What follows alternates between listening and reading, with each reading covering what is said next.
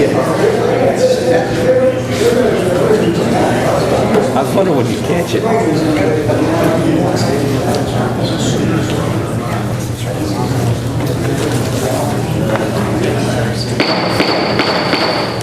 We'll come to order, please. The September 16th, 2013 meeting of the Carter County Commission will now be in session. Call the roll. Richard Peters. Here. Steve Ritchie. Ron Todd. Nancy Brown. Here. Joel Street. Present. Richard Winters. Ronnie Trivet. Here. Harry Seas. Present. Charles Montana.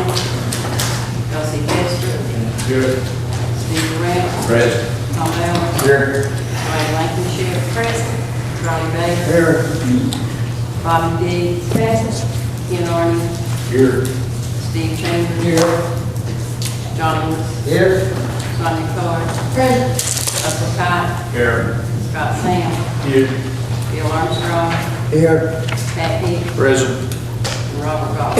Here. Now, if we stand for our opening prayer and closing test that we're leading. Father, we come before you this day in the name of Jesus. We ask for your blessings on this meeting, and we're thankful to the Lord for your goodness and your kindness that you bestow on each and every one of us, that we've been able to be here in your love and your mercy. Father, we ask you today that we would show traits of our Savior Jesus in our business, the way we conduct our life. In Jesus' name we pray. Amen. Mr. Trigger, will you lead us in the pledge? Salute. Pledge. I pledge allegiance to the flag of the United States of America and to the republic for which it stands, one nation, under God, indivisible, with liberty and justice for all.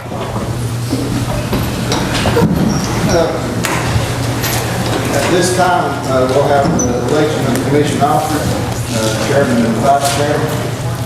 Usually I'll step down and let the vice chairman conduct this, but in his absence today, if nobody has any objections, we'll let Mr. Sisk, who's the chairman of the nominating committee, conduct this. Sisk.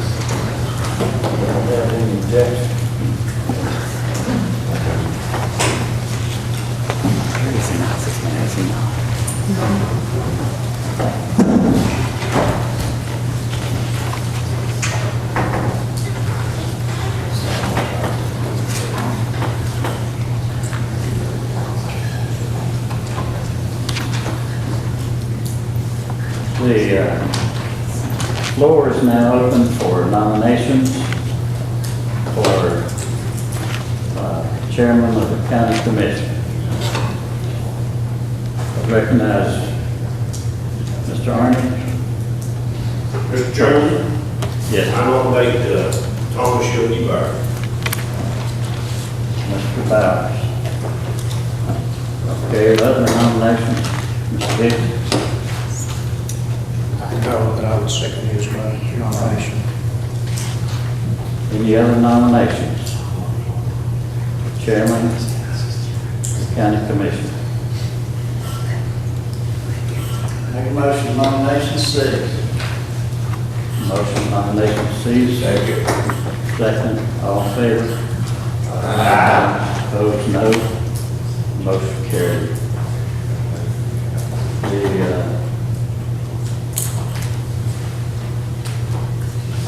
The vote. Call the roll. Richard Peters. Aye. Steve Ritchie. Art Todd. Nancy Brown. No. Joel Street. Richard Winters. Ronnie Trivet. Harry Seas. Charles Montana. Elsie Kester. Aye. Steve Durant. Tom Ballard. Joanne Blankenship. Charlie Bates. Bobby Dees. Ken Arden. Steve Chambers. John Lewis. No. Sonia Carr. Russell Cott. Scott Sands. No. Bill Armstrong. Aye. Pat Hicks, Robert Goff. I know. 4 noes and 7 yeses. Mr. Chairman.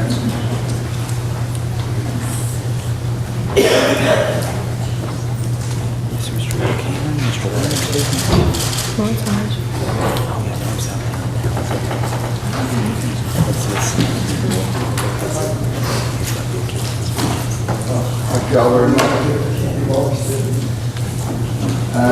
Now we proceed with the election of the vice chairman.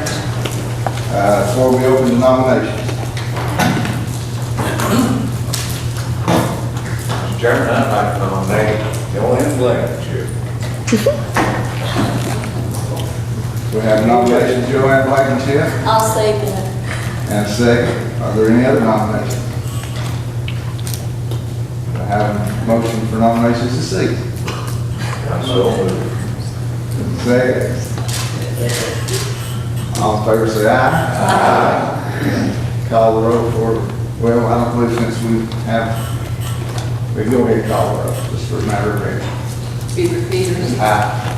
Steve Ritchie, George Todd, Nancy Brown, Joel Street, Richard Winters, Ronnie Crivitt, Harry Seas, Charles Montana, Elsie Tester, Steve Lawrence, Tom Bowers, Joanne Blankenship, Charlie Davis, Bobby Dees, Ken Arney, Steve Chambers, John Lewis, Sonia Coler, Russell Cott, Scott Sands, Bill Armstrong, Pat Hicks, Robert Goff. Do anyone change your vote? Vote for This yourself. is a total surprise to me. I vote aye then. All ayes, motion carries. Congratulations, Mr. Blankenship. Now we'll go to our public comments.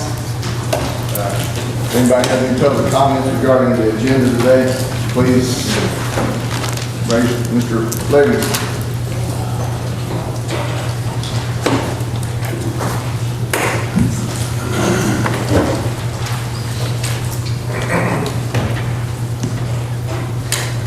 Good morning, ladies and gentlemen. I know there's some stuff on here that's probably going to come into the landfill today. And up to this point, everybody that participated in this and getting this private act should be proud of themselves. Because it's not been in effect for over 2 months here, and already it's hit the dirt. Lost 2 of their best customers.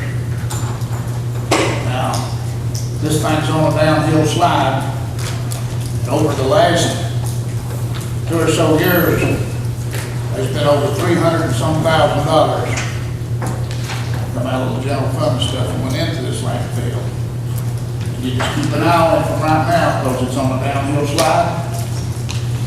And just keep your eyes on how much money they ask for from here on out. Because these private acts are not set up for the people.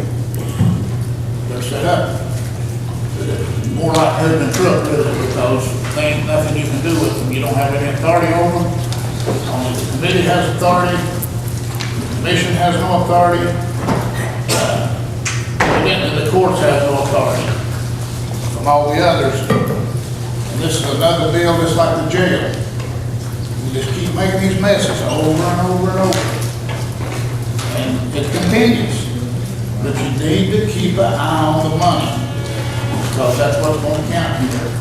Because they're going to come back every time you look up and want more money for this landfill. And they lost 2 of their best customers for that. And hadn't had it 2 months or so, to be honest. So something's going on here. And this is what a private act gets you. And like I said, this is all you need to keep an eye on the money because it will bring you dry. It's going to be like the water authority, planning commission and everything else. The private act is not designed for the people of benefit. It's designed for the act itself. Thank you, ladies and gentlemen. Thank you, Mr. Lewis.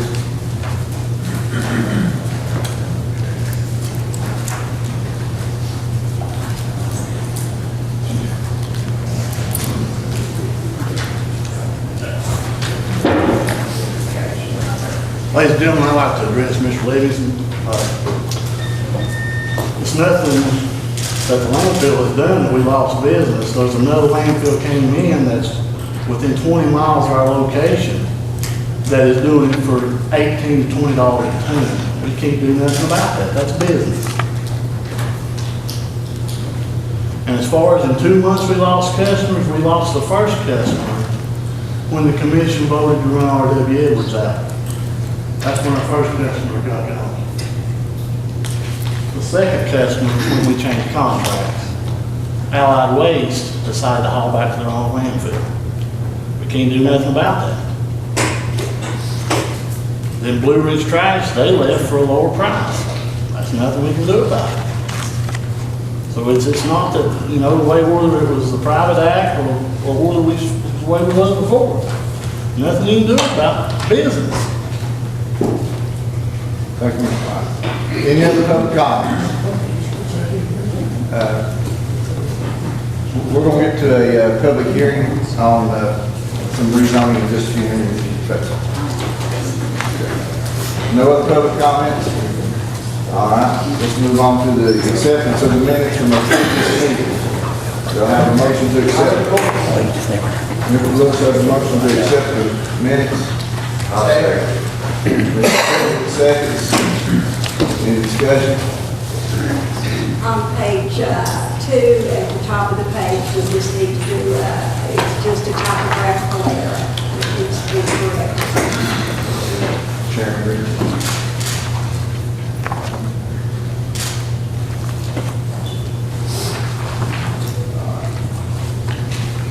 Any other discussion?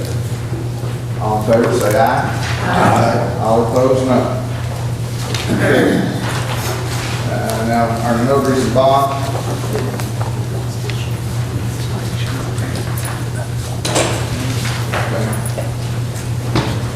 We'll have the minutes from our special call session on July 26th.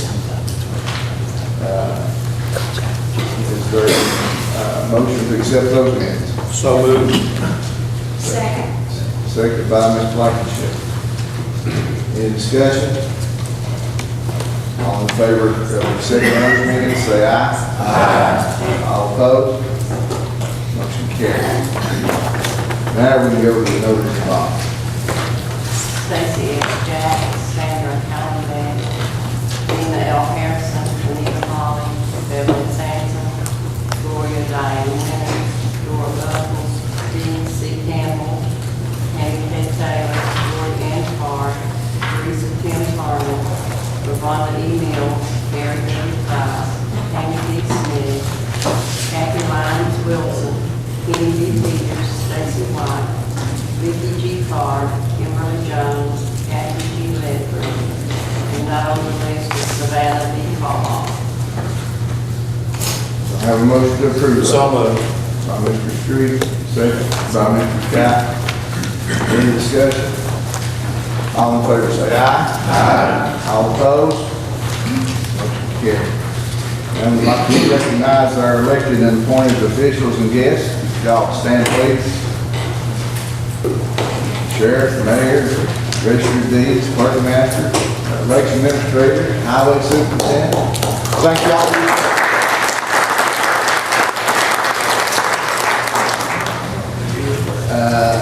Now, we need to close the regular meeting and go into a public hearing for potential rezoning, a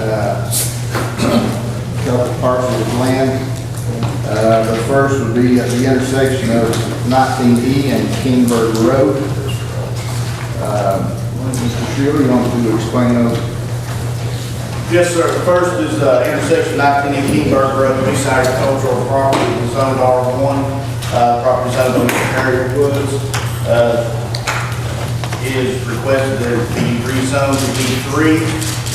It be possibly approved by the Board County Planning Commission. The second is 1392 Broad Street. It's actually a Broad Street extension for some of the older individuals who remembers that.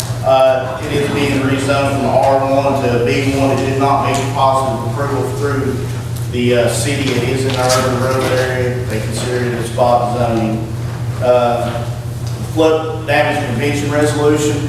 It is a unfunded mandate that we received from FEMA to allow us to receive flood insurance within our county.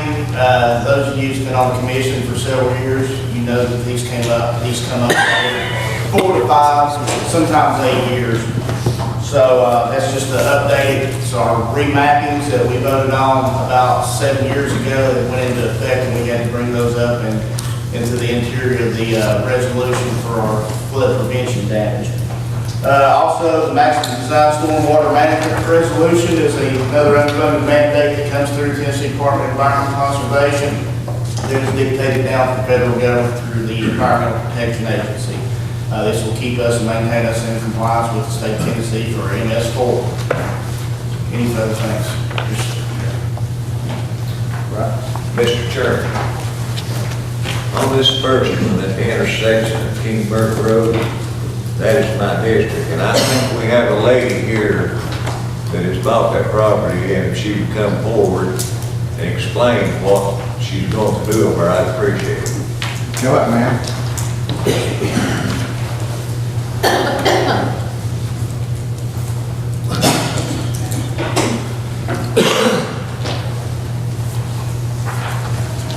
You state your name for us, please.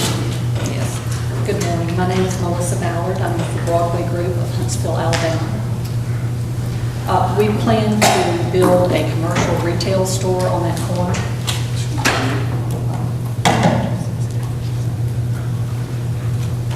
Our design is to build a commercial retail store on that corner. Any questions of this lady? What type of commercial retail store? It'll be dry goods, general merchandise, convenience items. Any other questions, Doug? All right. Thank you. Is there anybody from the audience that'd like to speak on this? Thank you, Mayor. Mr. Chairman, I make a motion, we accept this. All right. We have a second from Mr. Sis. If nobody has any further comment on this one particular item, we'll vote on it and then move on to Mr. Chairman, you have to close the public hearing to go back in regular session. the vote. Yeah, you have to close the hearing and get a motion back in regular session. Very well. The public hearing on this particular piece of property will be closed. Now you can entertain a And motion. we'll be back into the regular session with a motion from Mr. Trevor and second from Mr. Sisk to approve this. Any other discussion? Mr. Lewis? I've got a question, Mr. Schuler. You say unfunded mandate. Is this going to cost county any money in the last two resolutions? It already cost the county money on that, so yes, sir. It's already funded through our stormwater program and through our flood prevention program. Yes, sir. Okay, thanks, sir. Now, we're just voting on the rezoning on that intersection of 19E and Kingberg Road. Everybody understand that? Call the roll, please. Hubert Peters. Steve Ritchie. Mark Hodge. Nancy Brown. Joel Street. Richard Winters. Ronnie Crivitt. Harry Seas. Charles Montana. Elsie Testor. Steve Ransom. Tom Bowers. Joanne Blankenship. Ronnie Bailey. Bobby Dees. Ken Arden. Steve Chambers. John Lewis. Sonia Coler. Russell Cott. Scott Sands. Bill Armstrong. Pat Hicks. Robert Goff. All ayes, motion carried. Now we'll close our commission meeting and go into a public hearing again to listen to the comments about the rezoning 1392 Broad Street. Is there anybody here from the public who would like to speak on that? Yes, ma'am. Come up, please.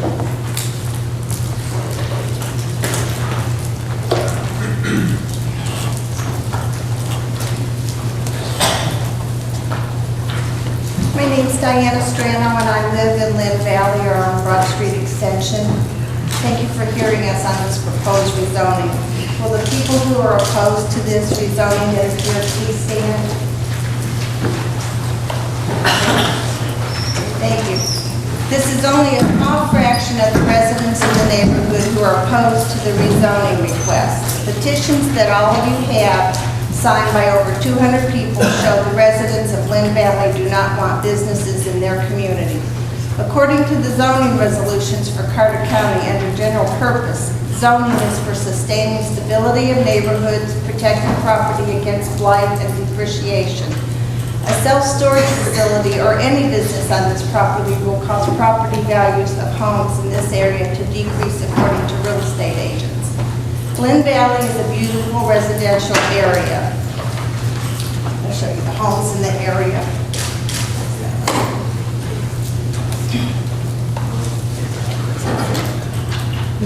Property in question is in the middle of an area of nice homes bought and built by people thinking this area would be a neighborhood of houses because of the zoning of R1, which states that most restricted residential districts intended for low-density, single-family use, along with open areas which appear likely to develop in similar manner.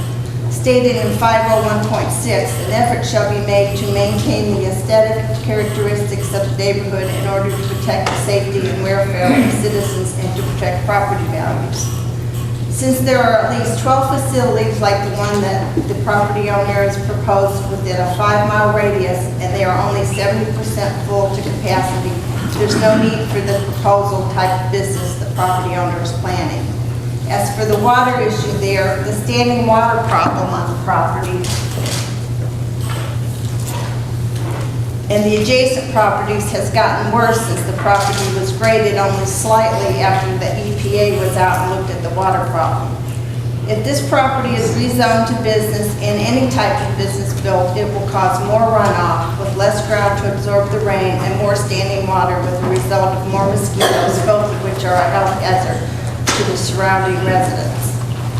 Rezoning to B1 will also increase the traffic flow on Broad Street Extension, which is a narrow, winding, 2-lane road with many houses accessing the road. Statistically, when one property is rezoned business in a residential area, it is soon followed by others because it becomes easier to obtain the rezoning. Section 602 states that it is necessary to set higher standards for related uses because they generate more traffic than single-family residential uses and would be detrimental to a residential neighborhood. As stated in 501.6, noise, visual pollution, and traffic congestion are the primary sources of incompatibility of land uses. Efforts should be made to minimize their effects. The residents of Lynn Valley do not want businesses in this residential neighborhood. As you are aware, the City of Elizabethton's Regional Planning Commission and the Carter County Planning Commission have already voted against this rezoning. The city planning staff recommended the zoning be denied mainly because it would be spot zoning and was unanimously carried. Mr. Hartman also stressed that this rezoning would be a 3-zone jump, and that just was not done. I ask you to consider the universal consensus of the neighborhood residents and the consequences to them, as well as what, if any, benefit it would be to the area when you vote on this requested rezoning. The residents of Lynn Valley do not want businesses in their neighborhood. Thank you. Thank you, ma'am. Is there anyone else who'd like to speak on this issue, either for or against? Yes, sir. Come up, please.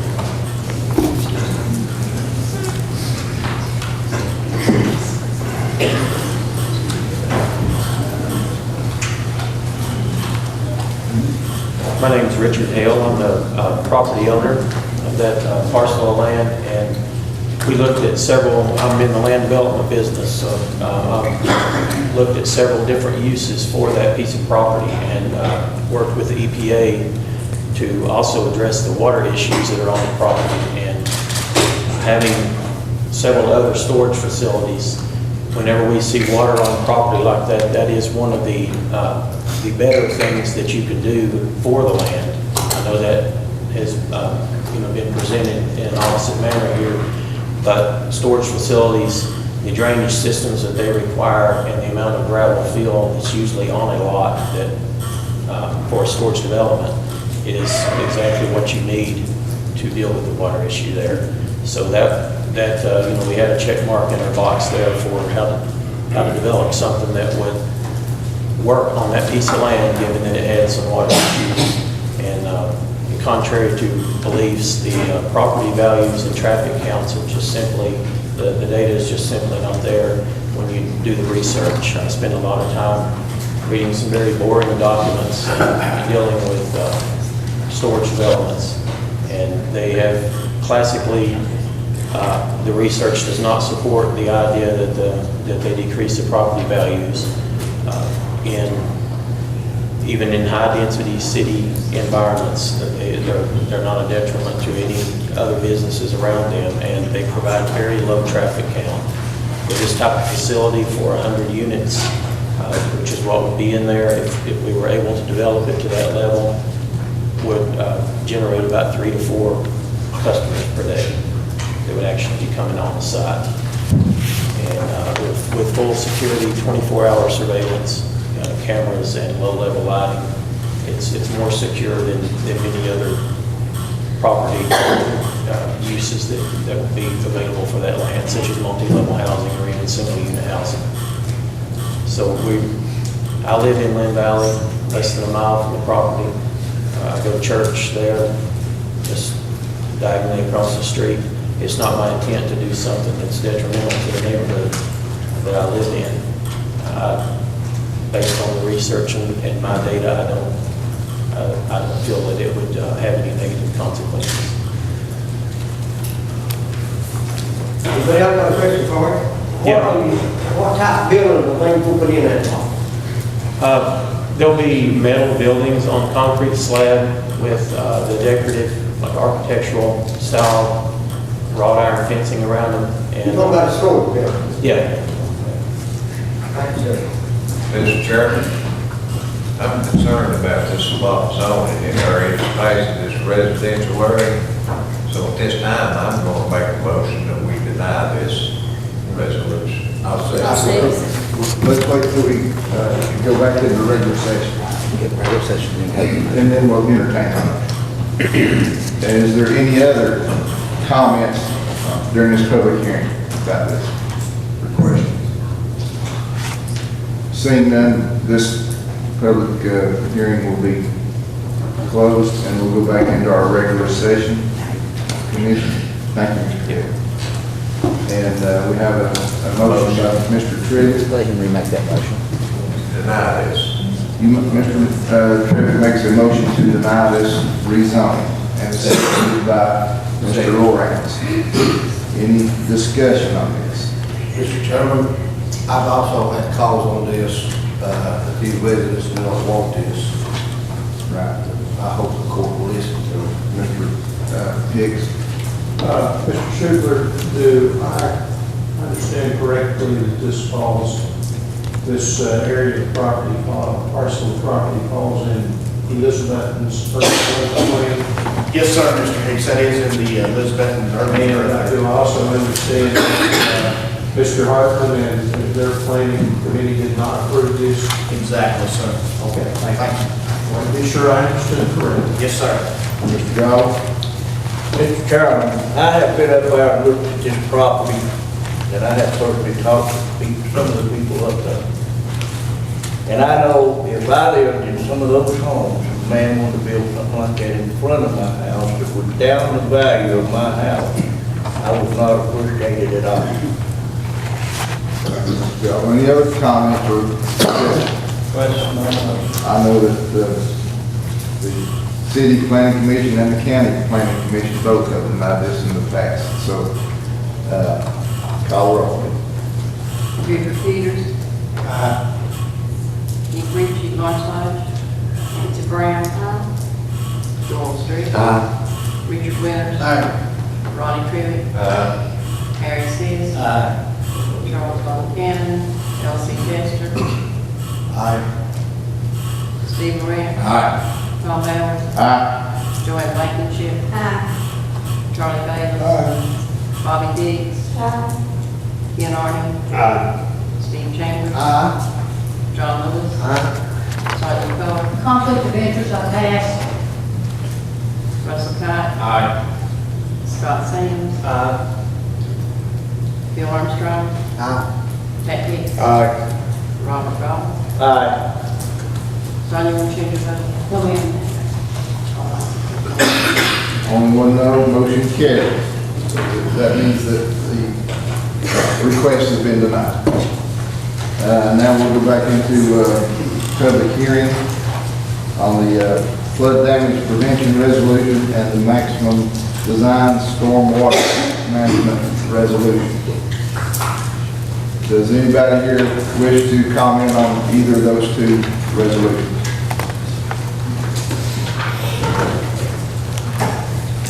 Hearing nothing, that public hearing will be closed as well, and we'll go back into our regular session.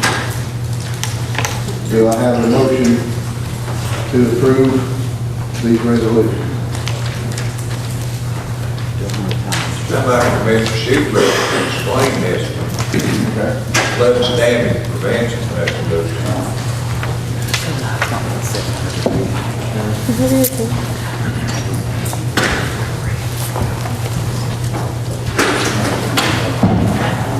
Chairman, honorable commissioners, good morning.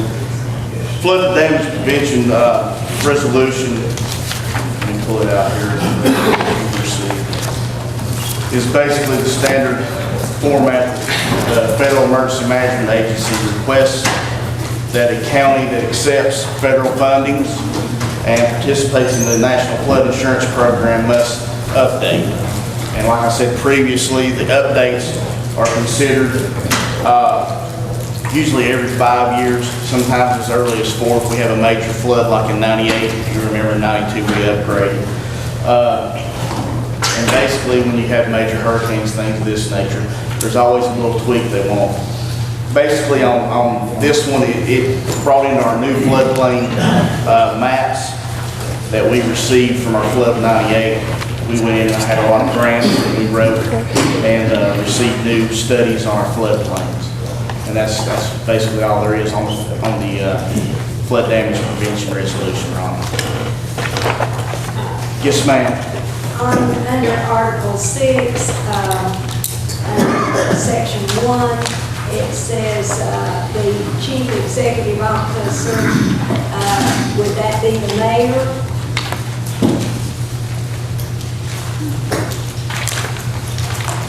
One second, Ms. Patty. It's talking about the Board of Appeals.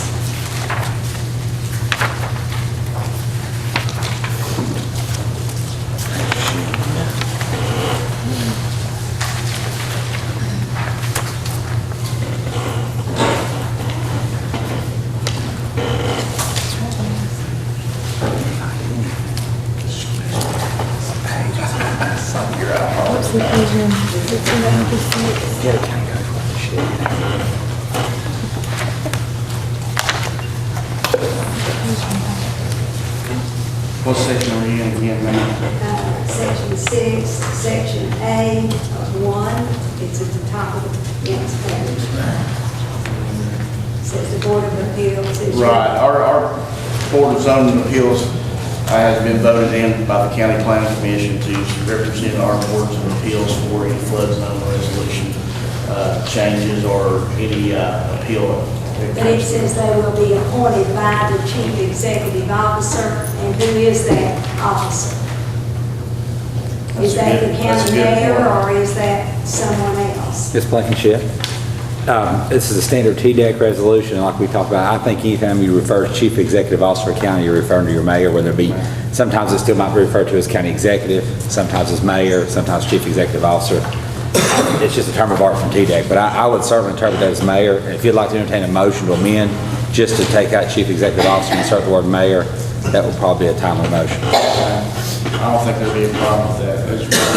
I think that would clarify things in the future. Yes, ma'am. Any other questions, Mr. Schiffler? Not on that one, but can we talk about the next one? Well, But on this one we're first. going to one at a time. If there's no other questions, we'll go back into our commission session. And do I have a motion to approve this resolution? Second. Motion by Mr. Kite, second by Ms. Blankenship to approve this resolution. Can it be so noted that that change be made, sir? With the notice was the exception to change the, what was that, director? Chief Executive Officer. to Chief Mayor. Executive Chief Officer. Executive Officer to the mayor. Right.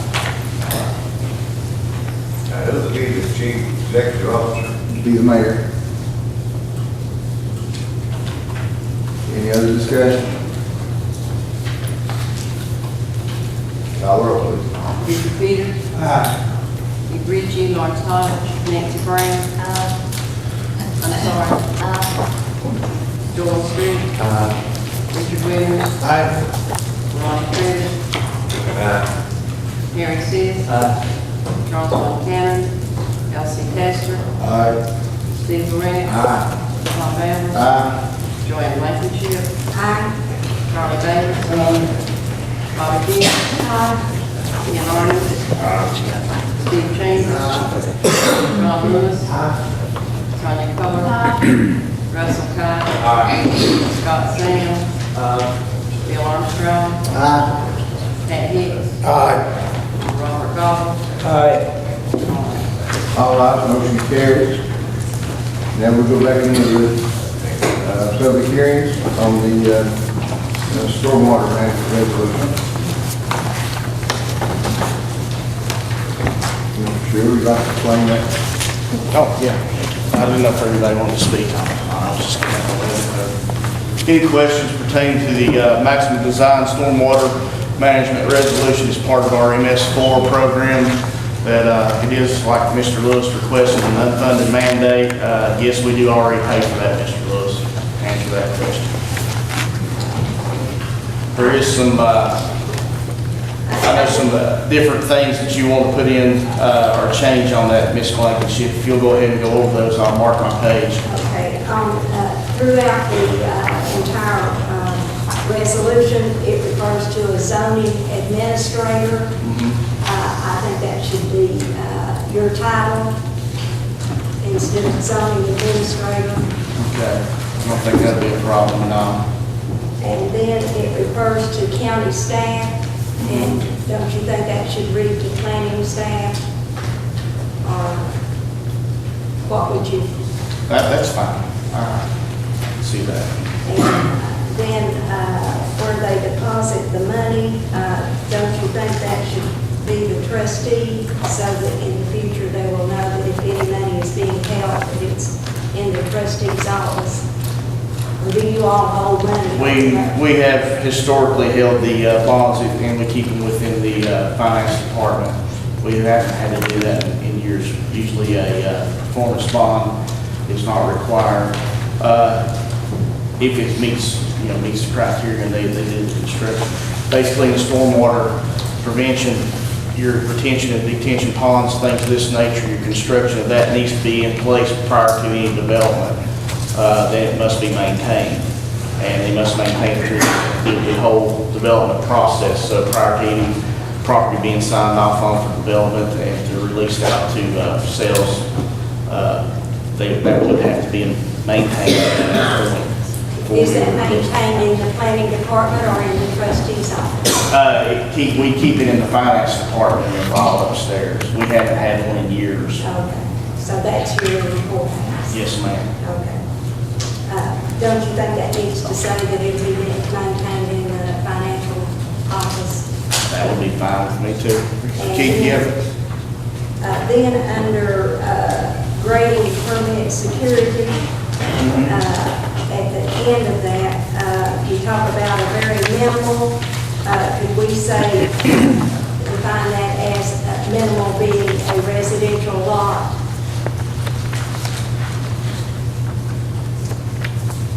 Where are you at again, Joanne? I'm sorry, I missed. I'm on the grading permit security, the very end sentence.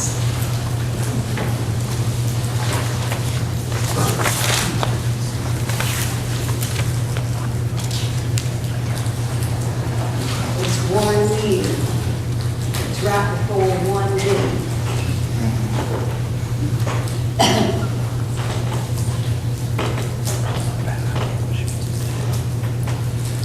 you still have different land disturbing activities, Joanne, that may need or require us to keep an eye on, as far as, say, if there is a logging operation, something of that nature, their laydown yard, then it may be less than an acre, and it may be not actually changing hands. It may stay in that individual's property owners, but at this time it's being utilized by that certain logging company. And I'm just using one of those as an example, that we maintain that permit if we're required for that logging company. So I think the minimal land disturbing activity, I don't see a problem with that, but if you feel like it needs to be changed somewhat, I just want to make sure the people out there working, on the mountainside would know what a minimal amount would if be. they're on the mountainside, it's not minimal. Okay. Yes, sir.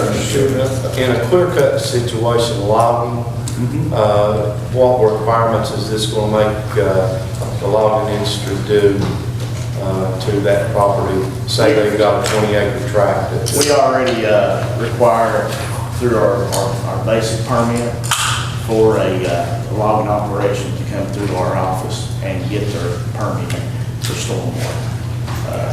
We utilize them. There's not a lot of clear cutting per se. Most of us haven't done a lot of clear cutting. It's been on national forest. There's a few places that it has, but we do it by per acre charge. And that's been voted on. It's been in effect since 2001, I believe. Are they required to grass that land back? Or it has to be reseeding. There's standard set best management practices that come through the U.S. Forest Service and also required by our permit.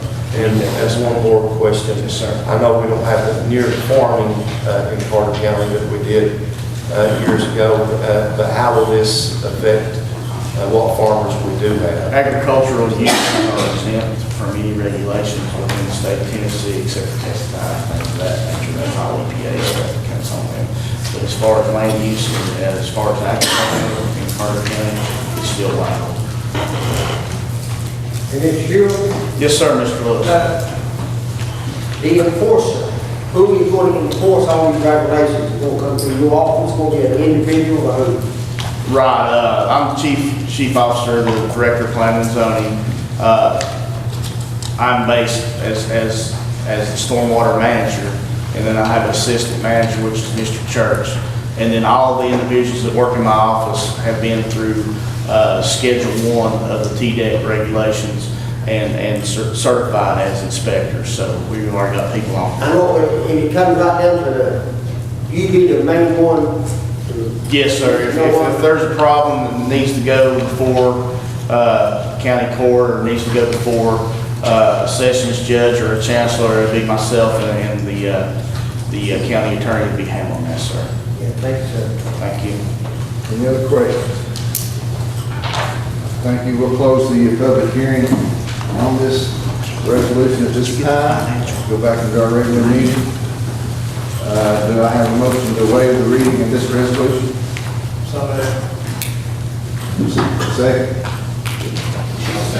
Mr. Cotton, second.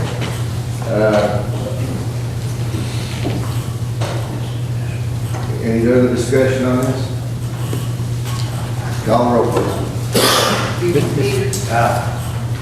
Richie Markside. Nancy Brown. Doyle Street. Pass. Nancy. No. Richard Williams. Aye. Ronnie Crivitt. Harry Seas. Charles Von Cannon. Elsie Tester. Steve Moran. Rob Allen. Joanne Blankenship. Based on the changes that were recommended. Charlie Davis. Bobby Dees. Ken Arden. Steve Chambers. John Lewis. No. Tanya Coler. Russell Cott. Scott Sands. Bill Armstrong. Pat Aye. Robert Goff, No. 3 noes. I want to change my You vote want to to change your no. vote? To no.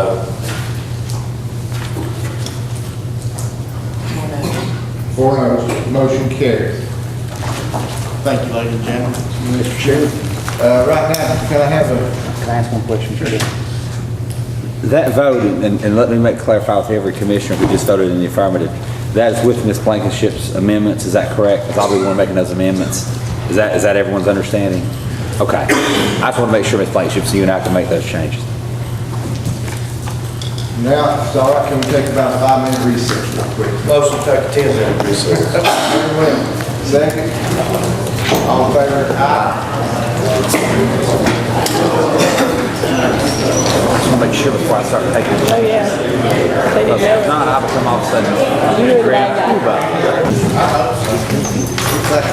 Get back to order now, please, if you can.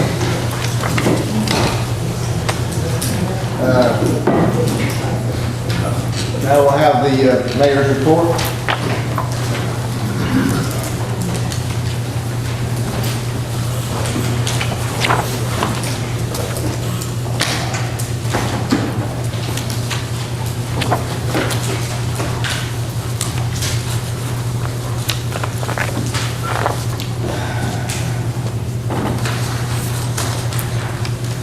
The issue of downsizing the county commission is not a new one. During the Holder administration, it was discussed on several occasions. There were public hearings held in which citizens clearly stressed the absolute need for a smaller, more efficient form of government. The commission, for whatever reason, always responded to the citizens' request by tabling the matter. In essence, the commission chose to take no action, hoping that the commissions would, or the citizens would eventually forget and go away. While in office, more citizens have approached me with this issue than any other, property tax increases included. To that end, and at the request of our constituents, on August the 15th, 2011, I made a passionate plea to this commission to downsize from its current 24 members to 9, or at the very least, 16. However, after discussion, the redistricting and reapportionment resolution was adopted by a vote of 16 to 6. It was obviously clear to me that many of you had some doubt as to what the people really wanted as far as the actual size of this legislative body.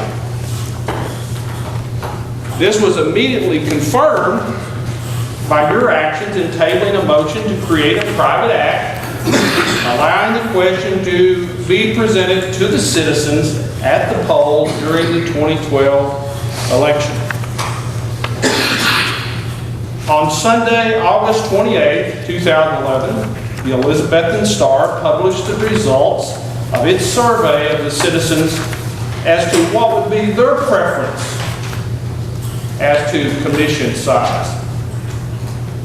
436 persons participated by mailing in a ballot or dropping those off at the paper.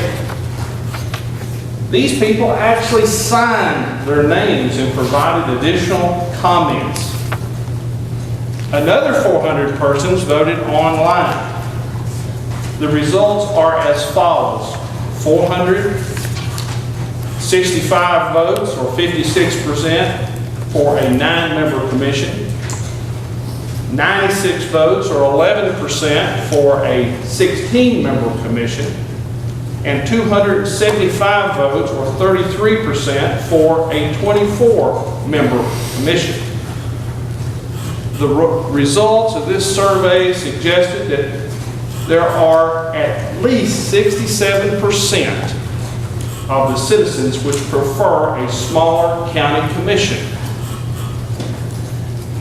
In December 2011, I made a second appeal to this body for downsizing. Or at the least, initiation of a private act to allow the people to vote on the matter during the 2012 election. Chairman Bowers blocked any action from being taken at that time. My third attempt was in May or March of this year. Chairman Bowers again would not allow any discussion, his reasoning being the matter was not on the agenda. Let me reiterate, I have had countless calls and visits in the office with citizens pertaining to this matter. My discussions and interactions with these people suggest that the actual percentage in favor of downsizing is much greater than the 67% noted in the poll conducted by the Star. The time is long past when this commission should have taken a firm stance in support of what the people want. What is in the best interest of our constituents? It is painfully obvious to me that this commission is not going to vote voluntarily to downsize. How can you continue to ignore the request of the citizens of Carter County? These are the people that we all work for, we represent, they pay our salary. Currently, the power to downsize rests solely with the commission. Don't you think that people need a voice in this matter? A private act allowing a referendum during the August 2014 general election is a must. Been too many years have lapsed. It wasn't only the Humphrey administration or the Holder administration, it goes back to the Fair administration. I mean, this is an issue that's been brought before this legislative body countless times with no action taken. The question should be in that August election to the voter, how many commissioners do you feel are needed on the Carter County Commission? 24, 16, or 9? Once the people have spoken, then the commission should address the matter and put it to rest once and for all. Once the people have spoken, it removes the doubt. Thus, Mr. Chairman, a motion is now in order to have Attorney Bowers draft a resolution for the private act,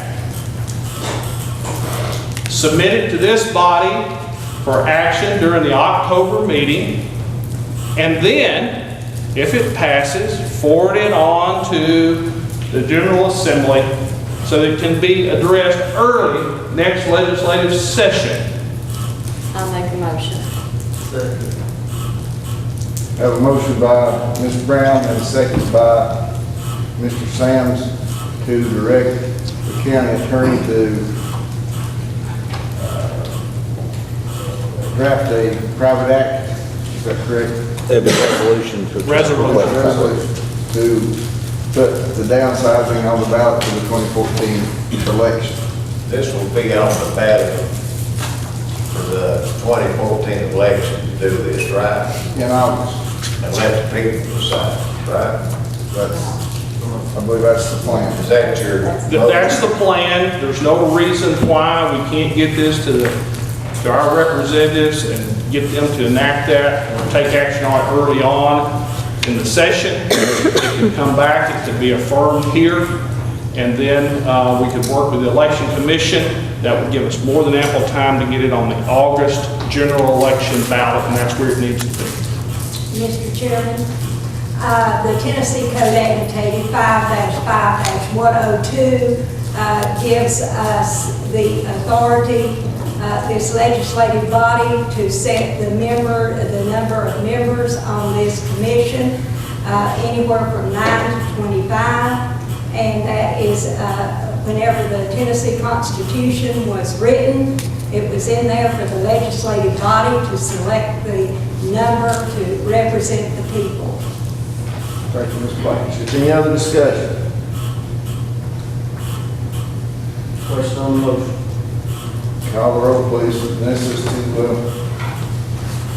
allow the county attorney to do a resolution to put this on the ballot for the August election. Per private act. Per private act, yes. In 2014, right? Correct. Buford Peters, No. Hugh Ritchie, Lawrence Hodge, Nancy Brown. Did you say no? I said aye. Okay. Joel Street? No. Richard Winters? No. Ronnie Crivitt? Aye. Harry Seas? No.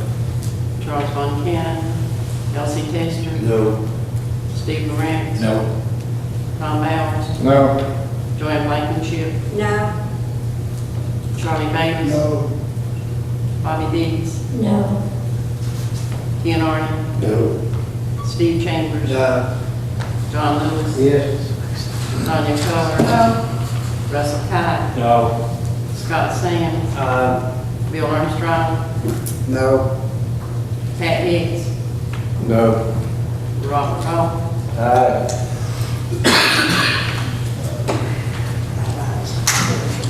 Five ayes, motion failed. It's a great message to the people. Certainly will appreciate it. And Mr. Mayor, Yes, sir. can I say something here on this? You know, I could live with 9, 10, it don't make any difference, but sometimes we lose sight of who we represent. Now, just like that new budget that we passed. The taxpayers didn't get a dime out of it. We get nothing for the taxpayer. To my knowledge now. It all went into the fund balance and the bank. They deal with it. No matter who you got in as commissioner, if we lose sight of who we represent the people, if you're gonna vote for anything that concerns the people, they need to know what we vote on. How is it going to affect the people? Is it good for them, is it bad for them? Now, I have preached this for 4 years, 8 years. Dakota County is a business. And whether we like it or not, it's got to be run as a business. And when you realize it's not going to be run as a business is going to go broke. So no matter what number you got on the commission, once we do lose sight that we don't operate a business in this county, then in a business we're going to lose. Thank you, sir.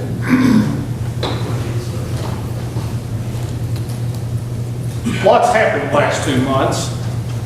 There are many issues that the mayor's been involved with pertaining to buildings and grounds and the like, and other issues, but I'm not going to label that at this point in time. But there is one matter that I'd like to discuss, and because we're at a point now, we are closely reaching a milestone in one of the projects that many of the naysayers said would never be, and that's with our animal shelter. It's about to become a reality. And as a result of that, instead of taking the floor myself, I'm going to invite Mr. Bland to come in and let him tell you about what's going on. He serves on both our advisory board as well as the Friends and Building Committee for the animal shelter.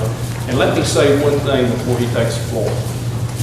If it had not been for the Friends, all of the fundraisers that the countless hours that they put in as far as working for this facility over the last 10, 12 plus years, we wouldn't be standing here today telling you about a festivity shortly coming on the 28th. So I'll turn it over to John. Go ahead. Thank you. I'm John Bland, as you probably both know. I've been trying to do this animal shelter for almost a decade. Who would have ever thought it would take almost a decade to put together a little animal shelter? But it did, and it's done. And And I guess the most positive thing is that we are within budget. It's kind of a real switch. So it was all built for the money that we had from your generous contribution and from the city's match on this, and along with that's a considerable amount of the money that came from all of our fundraising events and donations from the public. And we'd like to celebrate that the last Saturday of this month by inviting everybody from the commission here. I met with the city Friday and invited them to come also, and of course to the public, and I'll be on the radio here, and we've got some TV, or some newspaper ads that will be coming out announcing this. I put this on your desk this morning. That'll be the 28th of this month from noon to 3. Our friends at the Northeast Community Credit Union are going to sponsor the event for us, and they're going to bring in some food, and we've got some beauty pageant kids that are going to be showing up for the thing. We've got 4 or 5 bands that's going to be playing. I've asked Chris Mathis to play if he may join us with us if he's going to be in town to help. And otherwise, we've got Coosa Fried and H.B. Beverly and Mark White, and I'll probably get up there and do a little picking and grinning myself. And we'll have some hot dogs and Cokes and candy and a big nice cake with some dogs and cats on it. This will be the only time that you'll be able to get into the shelter when we won't have all the dogs and cats there. We'll bring them in the following Monday. It's just be way too much trauma for them to have this kind of festivity with them there. So this will give you a chance to get through and see what your money has bought and how pretty this facility is and how proud we are in Carter County that we finally got a nice place for these dogs and cats. Thank you. Thank you.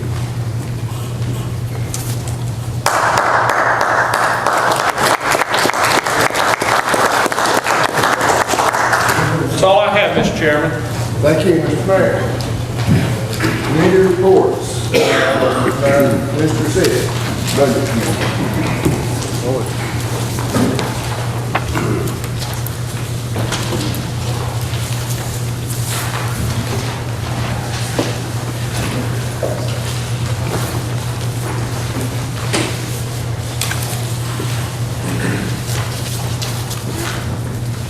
Okay, you have the minutes from the Budget Committee meeting, September the 9th, in your packet. First item on the agenda this morning is to recognize the donations that have been made to the animal shelter. And it's a total for the last 2 months of $515. And we need to approve acceptance of this so that they can put that in their budget and use it. And I make a motion that we approve this. Second. Motion by Mr. Sis, second by Mr. Armstrong to recognize these donations to the animal shelter. Call the roll, please. Buford Peters. Keith Ritchie, Lawrence Hodge, Nancy Brown. Joel Street. Richard Winters. Ronnie Crivitt. Harry Seas. Charles Montana, Elsie Testor. Steve Loretta. Tom Ballard. Joanne Blankenship. Ronnie Bailey. Bobby Dees. Ken Arden. Steve Chambers. John Lewis. Sonia Coler. Russell Cott. Scott Sands. Bill Armstrong. Pat Hicks. Robert Goff. All ayes, motion carried. The next item is we need a motion to approve the demolition financial assurance document, which you have in your packet for the landfill. There's no actual money involved, but we have to let them know that we will take care of any financial responsibility that we have for the landfill. I make a motion that we approve this document. I have a motion by Mr. Sis, second by Ms. Keller to approve this landfill motion. Any discussion? Call the roll, please. Buford Peters. Keith Ritchie, Lawrence Hodge, Nancy Brown. Joel Street. Richard Winters. Ronnie Crivitt. Harry Seas. Charles Montana. Elsie Testor. Steve Grant. Tom Ballard. Joanne Blankenship. Aye. Charlie Bailey. Bobby Dees. Ben Arden. Steve Chambers. John Lewis. Sonia Coler. Russell Cott. Scott Sands. Bill Armstrong. Pat Hicks. And Robert Hall. Aye. All ayes, motion carries. The next item, the Sheriff's Department will be working with the Board of Education to provide additional school resource officers here in the county. So I make a motion that we allow the Sheriff's Department to accept up to $301,000 from the school department for providing additional school resource officers. Second. Motion by Mr. Sis, second by Mr. Brown, to allow the Sheriff's Department to receive this money. Mr. Street. Mr. Sis, was this recommended by the school board? Yes. Sheriff, you want to speak to that? Yes, I've been in the school board workshops and meetings, they've got $301,000 in BQP money that's designated to the director of schools. We have to have permission to accept that money before we can go any further. Any other discussion? Mr. Street. Has the school board voted on it, Sheriff? I'm unaware of that, we've been working it out in meetings to do that. So my request is just so it doesn't delay anything upon them making, wanting to send me that money over, we have to be able to accept it. I'm just saying, if they do that, we would be able to accept it. Well, I'll change that motion then to reflect what the sheriff has indicated. This money will be transferred pending the action by the school board. At the school board's approval. Yeah. I'll second that motion. Any other discussion? Call the roll, please. Steve Peters. Lawrence Todd. Nancy Brown. Joel Street. Richard Winters. Ronnie Crivitt. Harry Seas. Charles Montana. Elsie Tester. Because I'm employed in Carter County, I have a conflict of interest in proposing not to be voted. However, I try to argue my vote answer to my conscience and to my obligation to my constituents, the citizens, and the citizens this body represents. I. Steve Grant. Carl Allen. Joanne Blankenship. Charlie Bailey. Bobby Dees. Ben Arden. Being an employee of the Carter County School System, having a conflict of interest, I know that. Steve Chambers. John Lewis. Sonia Coler. Russell Cott. Scott Sands. Bill Armstrong. Pat Hicks. And Robert Hall. Madam Clerk, please, just a minute.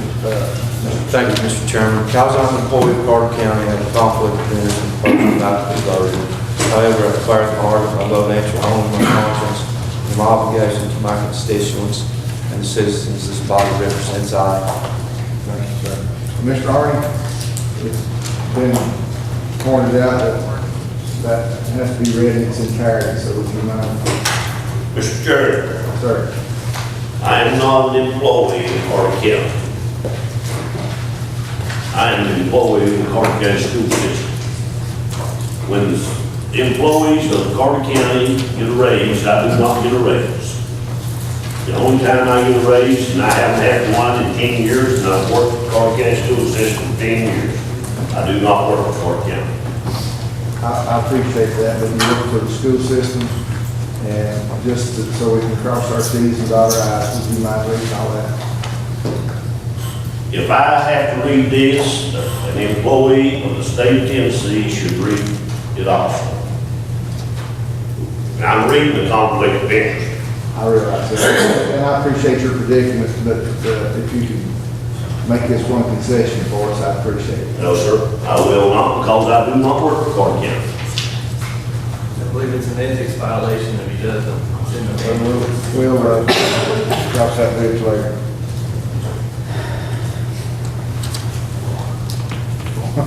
May need a ruling from our attorney. If you would do it for me. I would sincerely appreciate it. I'll pass.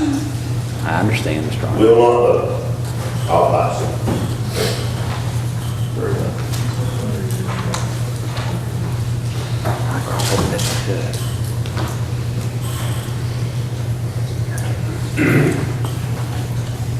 Mr. Chairman, I would like to say that I have to agree with Mr. Arnold. These are state funds, and anyone that works with the state should, I feel like they should also read this, because I think that there's no difference. Mr. Cantor, will you take that under advisement, and give us a ruling on that other next? Be glad to. Be glad to. Thank you. One pass, other ayes, motion carries. All right, thank you. Next, I make a motion to approve $78,000 transfer from the Securus Reserve to law enforcement equipment. This was a request by the sheriff and approved by the Budget Committee. This is the Securus Law Enforcement Grant. Right here, sit down. We have a motion by Mr. Sisk. We have a second. Second by Mr. Tester to approve this transfer. Any discussion? Is that federal funds, Mr.? No, that's the Securus Telecom Grant. Oh, it's not federal funds? No.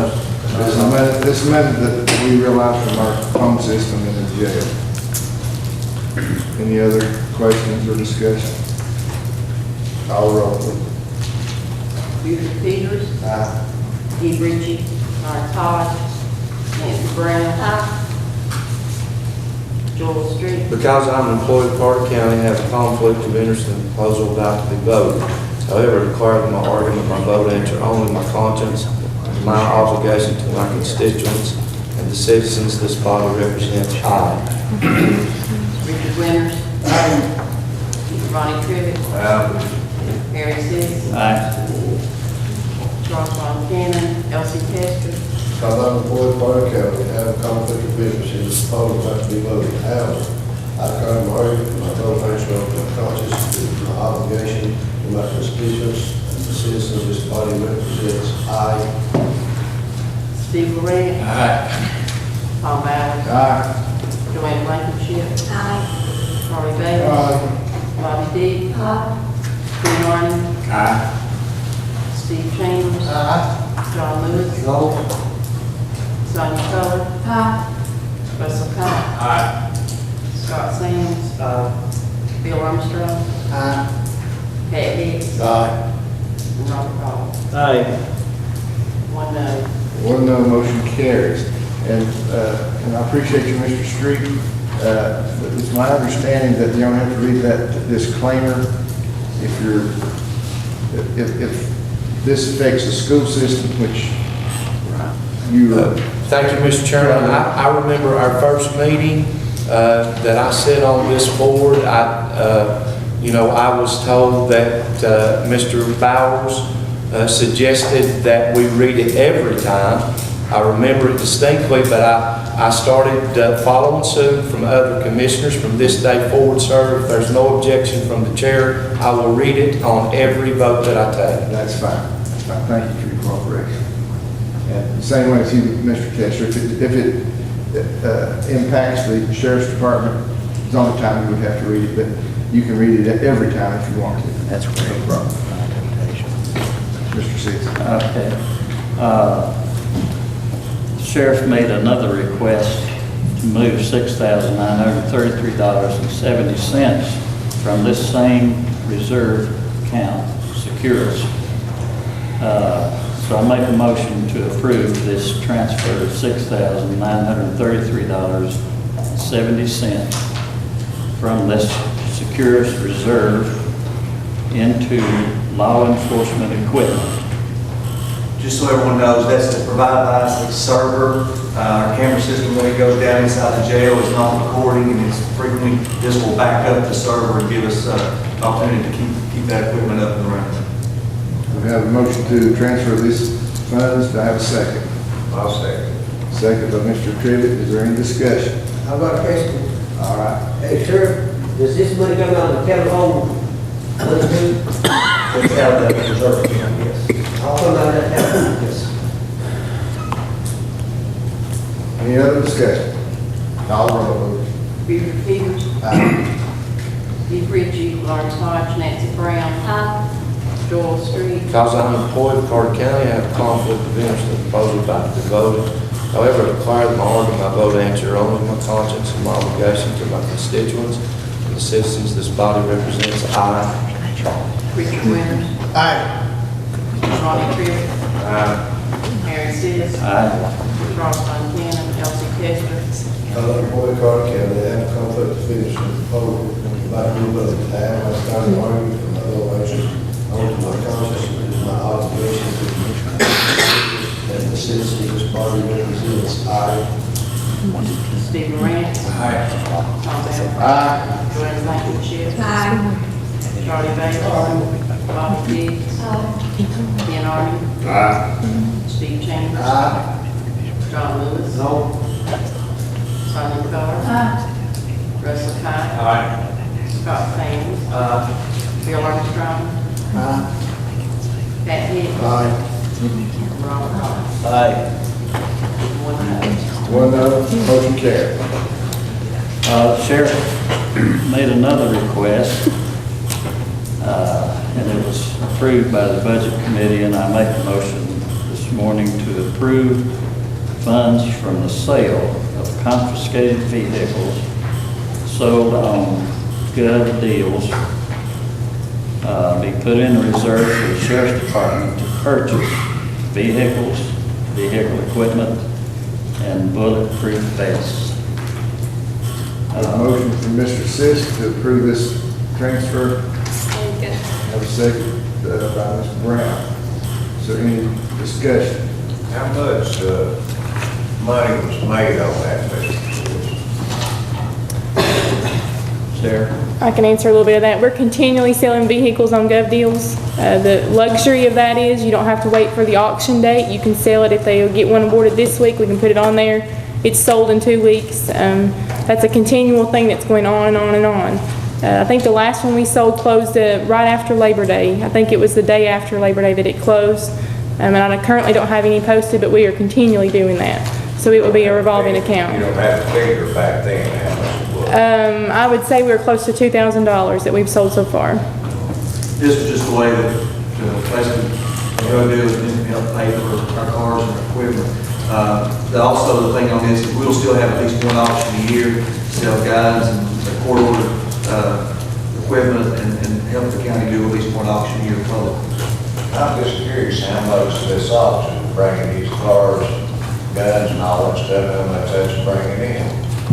I can tell you that we're recognizing more funds through Gov Deals than we ever did in a public auction. That for some reason, they like it better on the internet. You get a lot more bidding going on. Got nationwide or worldwide coverage. Question on the motion. Call the roll, please. Buford Peters. Keith Ritchie, Lawrence Hodge, Nancy Brown. Joel Street. because I'm employed in Carter County, I have a conflict of interest in the proposal about the voting. However, I declare my argument, my vote answer only to my conscience and my obligation to my constituents and the citizens this body represents. I. Richard Winters. Aye.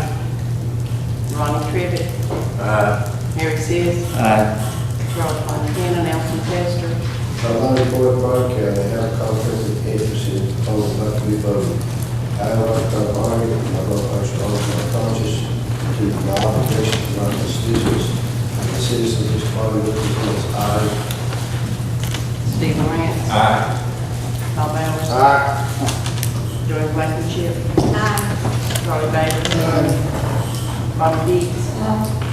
Ken Arden. Steve Chambers. John Lewis. Sonia Coler. Russell Cott. Scott Sands. Bill Armstrong. Pat Hicks. And Robert Goff. All ayes, motion carried.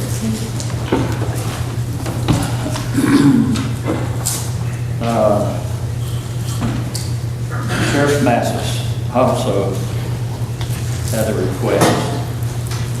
And I'll make the motion as approved by the Budget Committee to allow the Sheriff's Department to trade in their current duty weapons towards the purchase of new weapons because they're in need of night sights on their weapons, and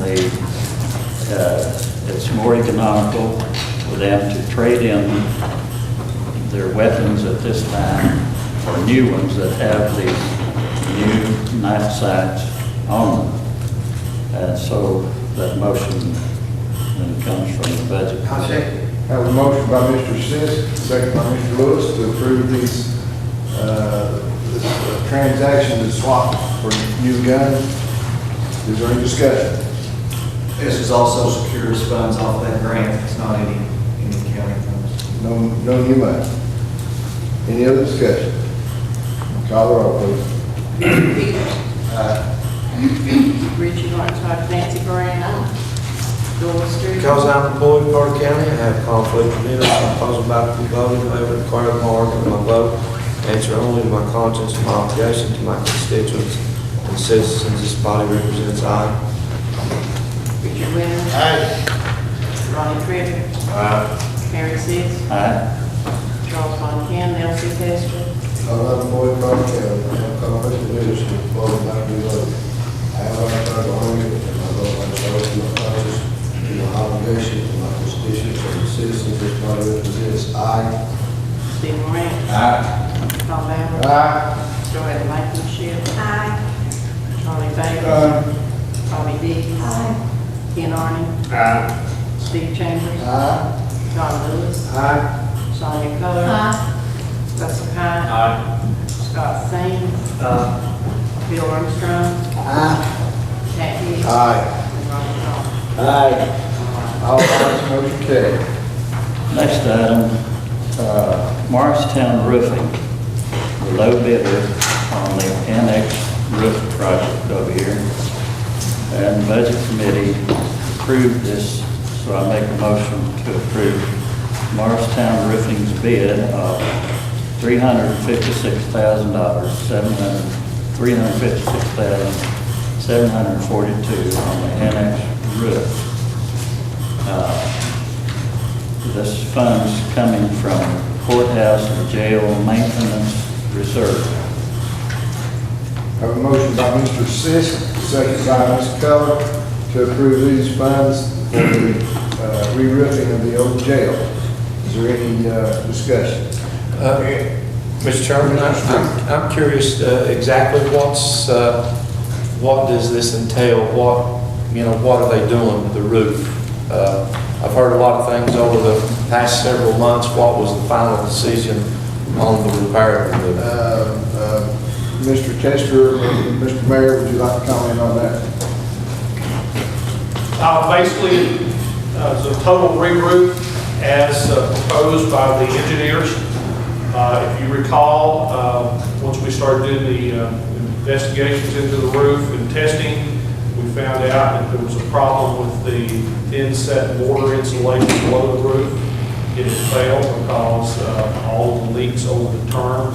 So that will, the project will consist of removing the roof plus the lightweight concrete insulation, putting new insulation down, a new built-up roof on both sections of the annex. That covers jail work as well as the corporate and office section. So it's way beyond time, but we're ready to go. We could have actually, if we could enter into the contract, we could cut those folks loose and make it work on a couple of weeks ago.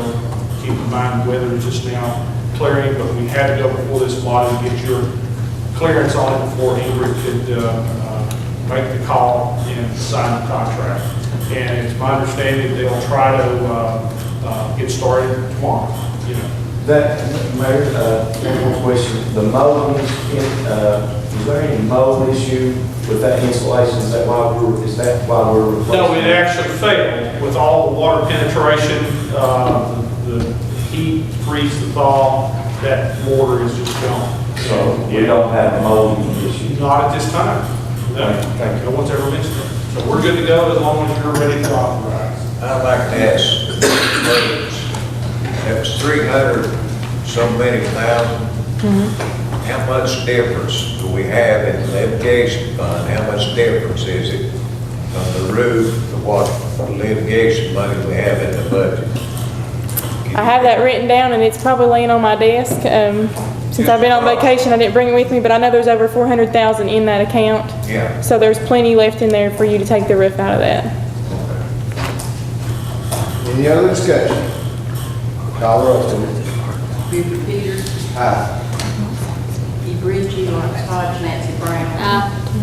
Joel Street. Because I'm employed in Carter County, I have a conflict of interest in the proposal about to be voted, however declared by argument of vote interest in conscience to my obligation to my constituents and the citizens this body represents. I. Richard Winters. Aye. Ronnie Crivitt. Aye. Harry Seas. Aye. Charles Von Cannon. Elsie Testor. Aye. Stephen Rand. Aye. Sean Bowles. Aye. Joanne Blankenship. Aye. Ronnie Bailey. Bobby Dees. Ken Arden. Steve Chambers. John Lewis. Sonia Coler. Russell Cott. Scott Sands. Bill Armstrong. Pat Hicks. Robert Goff. All ayes, motion carried.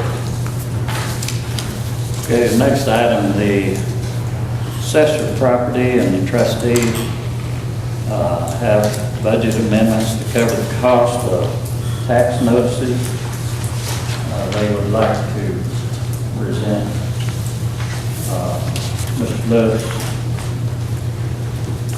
Did you want to present those this morning, or I understand there was some changes made? I went through some of my line items and tweaked them a little bit. This is no new money. In order to be able to send out tax notices to the taxpayers, but it is no new money. And I would just like to ask for your approval to take out the money from the different line items to be able to send out the tax notices. And that's what I ask you to consider to do that at this time. Would you'll have to announce those line items. We've already voted to do it in the budget. Have you got the packet? There You you got go. a copy? This is what we have in our packet right here, correct? Yes. If you look about middle waist down, line item 309, that's $7,900 that the trustee's office needs in order to take care of its part to be able to send the notices out and have them printed. The rest of the line items, starting at the top at 201, line item 201, $200. If you come down to 210, on line item 210, that's $200. And then on down to line item 337, that's $4,500. Line item 351, that's $1,000. Line item 355, that's $300. Line item 435, that's $1,100. Line item 599, that's $100. And line item 719, that's $500, which totals the $7,900 to send out the tax notice. Any questions? What about Mr. Taylor's part? Is he here? He's already moved his, Line item? yes, out of his budget to do that. But the notices will be sent out. That's correct. Is that right, Mr. Lewis? Yes, if you'll approve this money to be moved into the right line, I make a motion, Mr. Chairman, that we move those line items to that budget amount and send these notices out. Do I have a second? Second. By Mr. Tester. Any other discussion? I just have a quick question. I wasn't at this budget committee meeting, but it's my understanding that a different amendment was approved for both offices, and Randall's asking that you change his amendment to what he's requested here. If we leave it the way Ronnie's was approved, is that what we're going for, changing Randall's and leaving the way Ronnie's was originally approved? I just need to make sure I've got the right idea when we get to make these amendments, because right now it's a jumbled up mess. That's correct. So we're gonna leave the original amendment for the assessor's office like the budget committee approved. We're gonna make another amendment for Randall's office like Randall wishes. Right. Gotcha. Thank you. We have a motion and a second. Is there any other discussion? Mr. Hill. I would just like to say that, I would like to express my appreciation to Mr. Lewis and Mr. Taylor for making this work so that those notifications can be sent out here to be committed. Thank you. Thank you. Any other discussion? Call the roll. Peter Peters. Keith Ritchie, Lawrence Todd, Nancy Brown. Joel Street. Because I'm employed in Carter County, I have a conflict of interest in public about to be voting, however, part of law, I vote that your own, my conscience and my obligation, my constituents and citizens, this body represents I. Richard Winters. Aye. Ronnie Crivitt. Harry Seas. Aye. Charles Buchanan, Elsie Testor. Aye. Steve Grant. Tom Allen. Aye. Joanne Blankenship. Charlie Bates. Bonnie Dees. Ken Arden. Steve Chambers. John Lewis. Sonia Coler. Russell Cott. Scott Sands. Bill Armstrong. Pat Hicks. And Robert Goff. All ayes. All ayes, motion carried. Next item, excuse me, amendment. This is General Fund 101, amendment number 1. There are 4 items on that amendment. The state aid program, state building permits, railroad funds, and funds deposited in the year 2012 and 13 for Meditox Diagnostics. That item number 4 is $1,500, which will come from fund balance. That's the only one. The others will not. So you need to approve those. I make a motion that we approve them now. I have a motion by Mr. Sisk. Do I have a second? Second by Mr. Brown to approve this request. Any discussion? What's this on, railroad funds? Mr. Sisk. Yeah, railroad funds, that's $9,131.68. Just flow through money. Flow through money for the crossings, I believe, in Bill. It's just a pass-through fund. They have a contract with,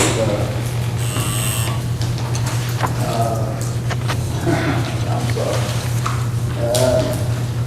the railroad authority has a project ongoing, and the funds come in here, and then they are distributed back to the contractor or wherever they need to go. It's just a pass-through fund. Any other discussion? Call the roll, please. Peter Peters. Richie Lawrence Todd. Joel Street. Because I'm employed in Carter County, I have a conflict of interest in the proposal about to be voted on, deferring my order, my vote ain't your own, my conscience, my obligation, my constituents and citizens, this body represents I.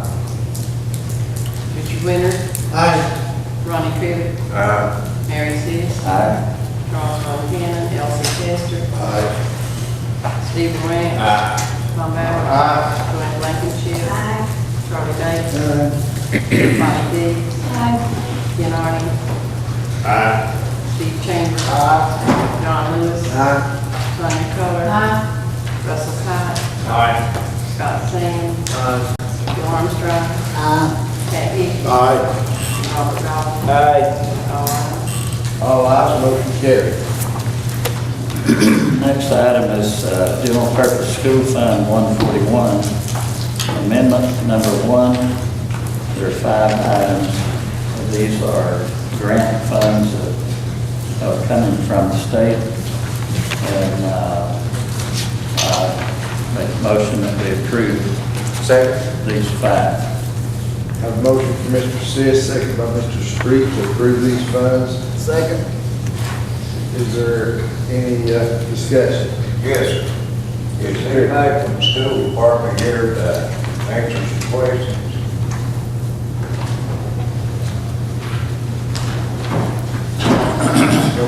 Don't believe so. Evidently not. Any other discussion? Ms. Brown? This money wasn't figured into the budget, the yearly budget, was it?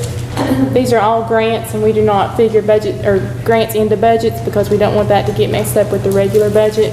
These are approved year to year, so we keep them separate, just in case you shouldn't get that grant. We won't have those positions already budgeted. So this is all grant money. These grants fully fund these programs. Is that some funds from No Child Left Behind or Race to the Top? If you read the amendment, it will tell you which ones are state funds. Number 1 is for the Coordinated School Health Program. That is a state grant. Number 2 is the pre-K program. That is also a state grant. 21st Century Community Learning Program, that's part federal and part state.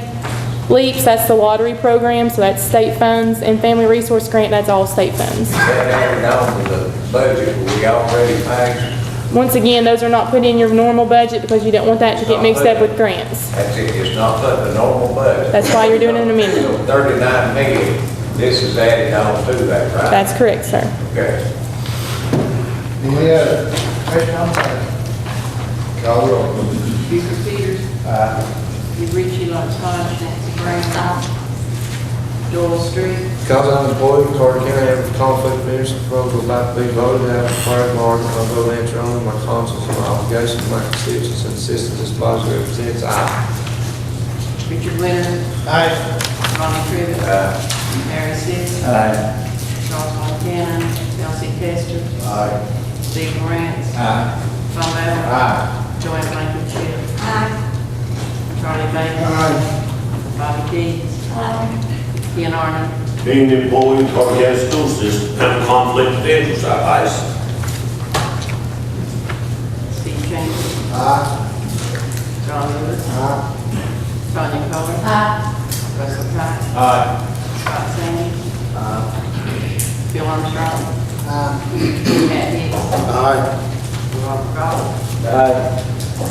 All ayes, one pass. All ayes, one pass, motion carried. That's all I have.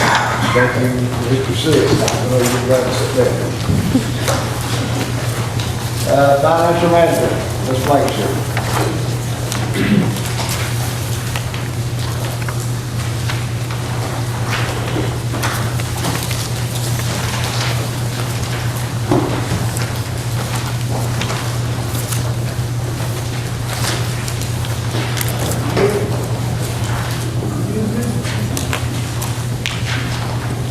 The Financial Management Committee met on September the 4th, and our first order of business was the Skyward software update. This was forwarded on to our Budget Committee, and it did not pass, but I can't stress to this commission how vital this software is to our finance section of the county. This has been 3 years in the making that we've been looking at things. Last year, instead of bringing it to the full commission, we decided to give Saratoga, who had taken over Bridge, an opportunity to make corrections and to fulfill the promises that they had made to this county. They have failed to do that. If our system goes down, and the employees are not given their paychecks, then not only will this commission, but the whole county will suffer as a result of it.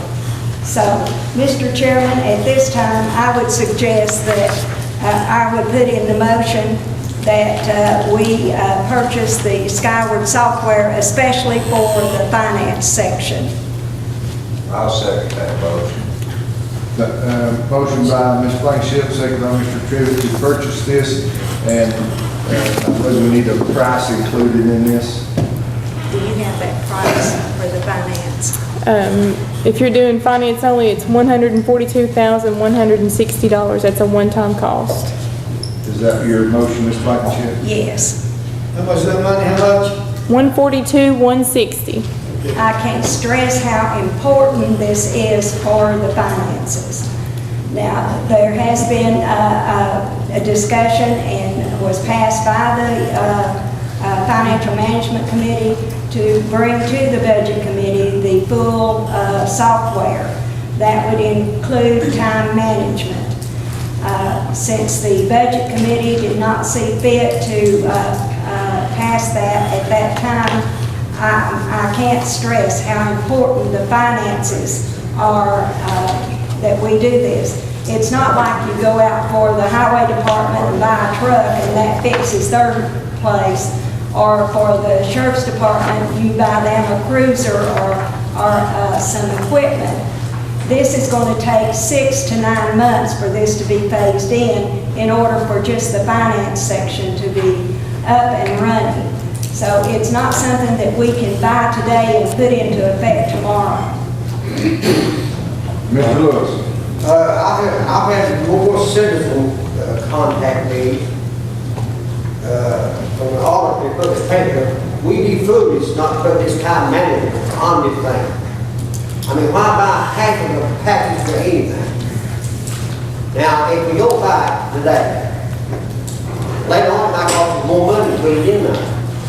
But any business people, if you take a survey, has a time management system.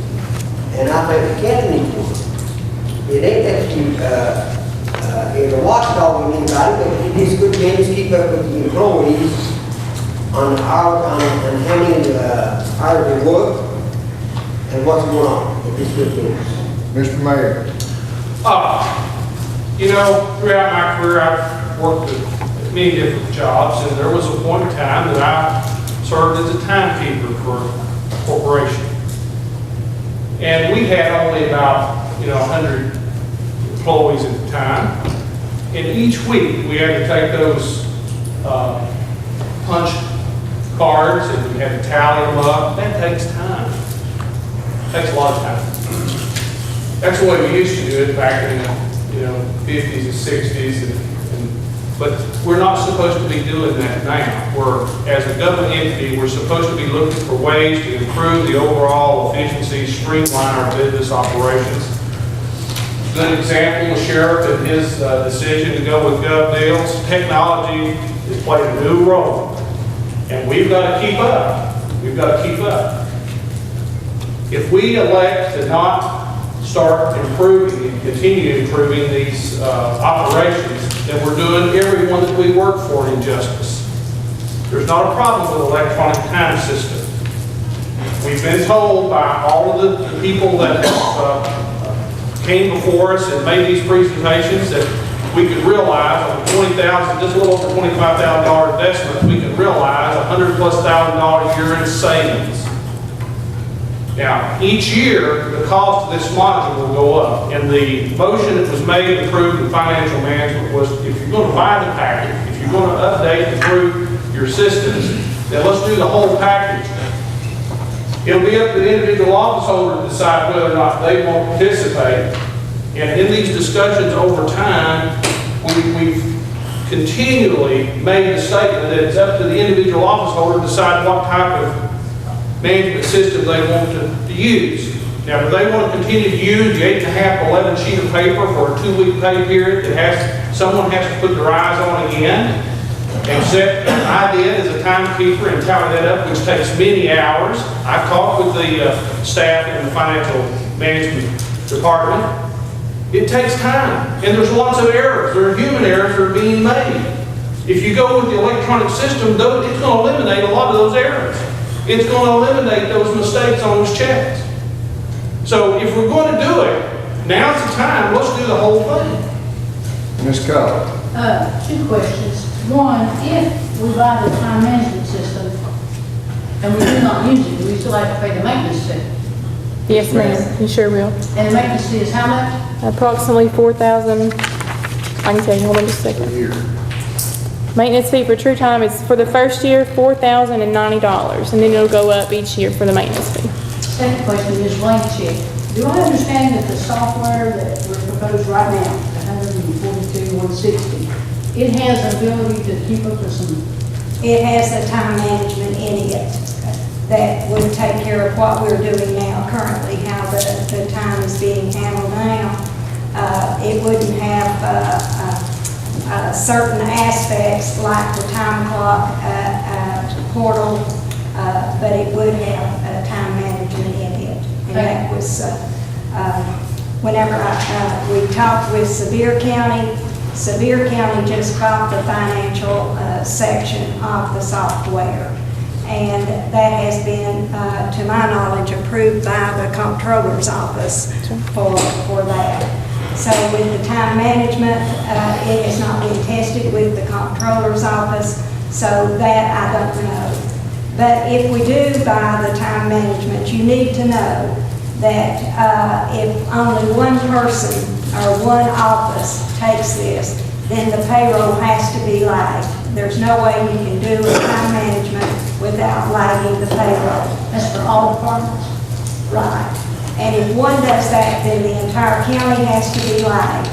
And that would cost the county $137,235.47 for us to lag the payroll.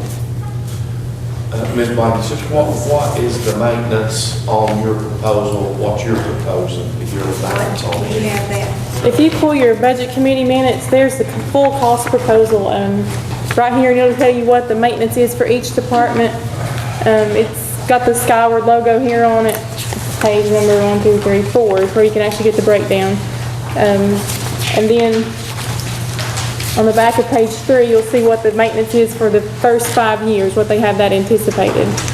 It starts, the first year will be $23,354. That's if we do the full proposal. Second year goes to $24,241.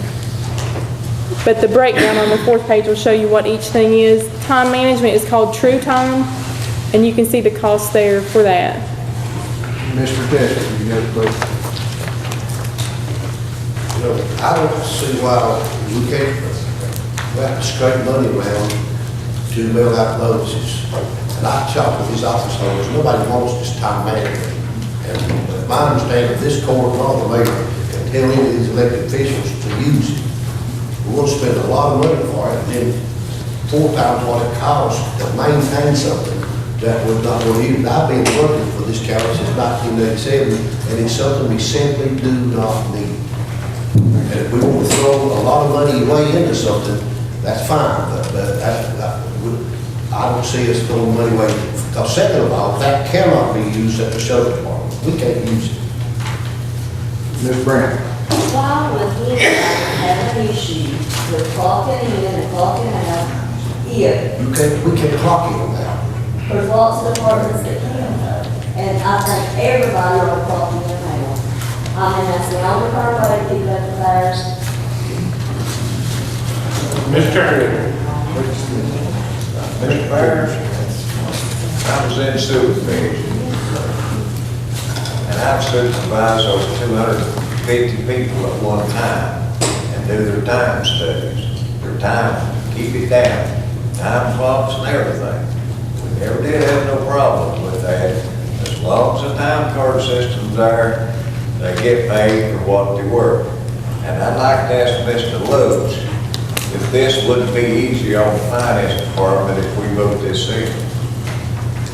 Are you referring to the time management system being easier? The whole thing. Well, I can tell you, Ms. Blankenship referred to this, it's not going to be an easy process, period, regardless of which modules you do get.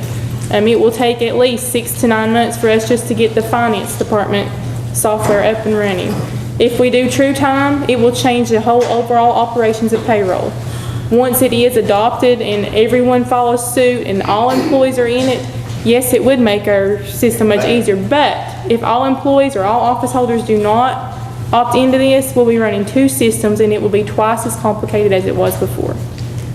But I don't see the problem with the time cards, because I had a problem one time with people clocking out too early. And I had 70-some people to a shift there. They was clocking on 40 and then on 3, it looked like 48, which is supposed to clocked out.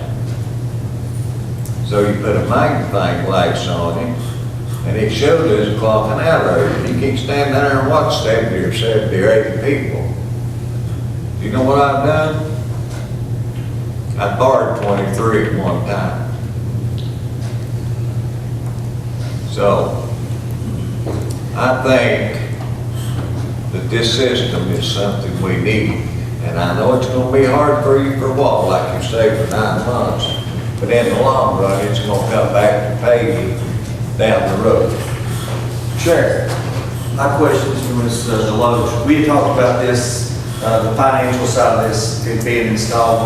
Would it help with payroll? I know we do our own payroll, looking at 130 to 150 people we have to keep up with all the time. Will that help us improve just from the financial side? Yes, there is if you look, there's what's called employee access, and that will help them.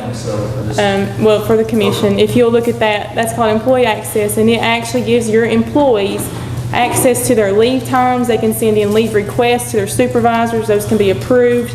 It will track their leave times. Currently, I have a payroll clerk who's going in. If you take a vacation day, she has to go in and key that in manually for each person. Sheriff has over 100 employees, so if they take a vacation day during the pay period, she has to go in 100 records and take that. It will help us tremendously just with that employee access. That's not True Time or time management whatsoever. That's just employee access. It will help our department and it will help every other department as they relate to our department with payroll. So it'll improve efficiency in your office as well as mine. Based on that, I would ask that you support Mrs. Deloach. Is that right? Usually free up us on our time being more accurate. I just want to make sure that what we talked about that was accurate and would be a more productive thing. That answers my question. Thank you. Mr. Mayor. Once True Time is in place, Sheriff, it'll help you as well. It's will streamline, it will cut the amount of time and labor, the process that payroll for everybody across the board. Now, folks, there was a time when there was a telephone booth right down on the corner. I remember, on any corner, you see one name? No. I mean, there comes a time that we need to change and become current with what everybody else is doing. Carter County, though, in the past has been the last one. They don't want to take that leap of faith. Well, you won't be the first one in this case if you convert over to True Time, and you shouldn't be the last. And Mr. Tester, you say it's not needed, the office holders don't want it. I can't help it if the office holders don't want to bring their offices up to speed with the rest of those in the state. Just recently, I was in a training over in Johnson City where we had a trustee. A young, newly elected trustee was telling us all the things that he did to his office that improved the efficiency and cut the cost to the taxpayer. Tremendous amount. We need to look outside the box and we need to do some things that are a little different. And in this case, this is not a waste of money. It's not throwing money away. This is when you need your money most because things are tight. And if you can make an investment of $25,000 and you can get a return on that investment of $100 a quarter, $100 and a half in 12 months, you call that waste of money? Not in my world. Not in my world. That's good investment. That's good business practices. And if you fail to do that, then you're just going the opposite direction. You're backing up. So you need to look at this entire product. Let's bring it on board, and eventually these people will see what big savings that will be to them and how much smoother the operations are. It'll work for the benefit of all of us, and especially the people that we represent, the ones that pay our salary. These people are elected officials. How do you propose to force them to use it if we put it in? Who's going to tell the sheriff? Who's going to tell these people, you have to use this system? I think that the sheriff has a staff over there of young people that are up to speed with technology, and I think they would welcome it. And you sit down and talk with McKinney and Isaiah and see what their feeling is on this. We need input from the young minds of this county. It won't work for us though, Mayor. It won't work. If I live in Stony Creek and it's 5:30 and it's time to change the shift, now I get in the car and I announce to my dispatcher that I'm in my car. I tell them I'm 10 late. That means I'm rolling. Now I'm going to drive past a wreck from Stony Creek and come in here once the time clock, and while another officer has to work overtime for 2 hours. No, sir. It won't work. Listen, you didn't sit in on those meetings, Commissioner, and these people, one second. Boys. The question, Mr. Chairman, is this. He proposed a scenario, let me answer it. Well, no, Mr. Mayor, please, take a seat, and then if we got something else, I'll allow. Can I just clarify that? No, sir, just a minute. I have a couple of questions myself. Mr. Loach.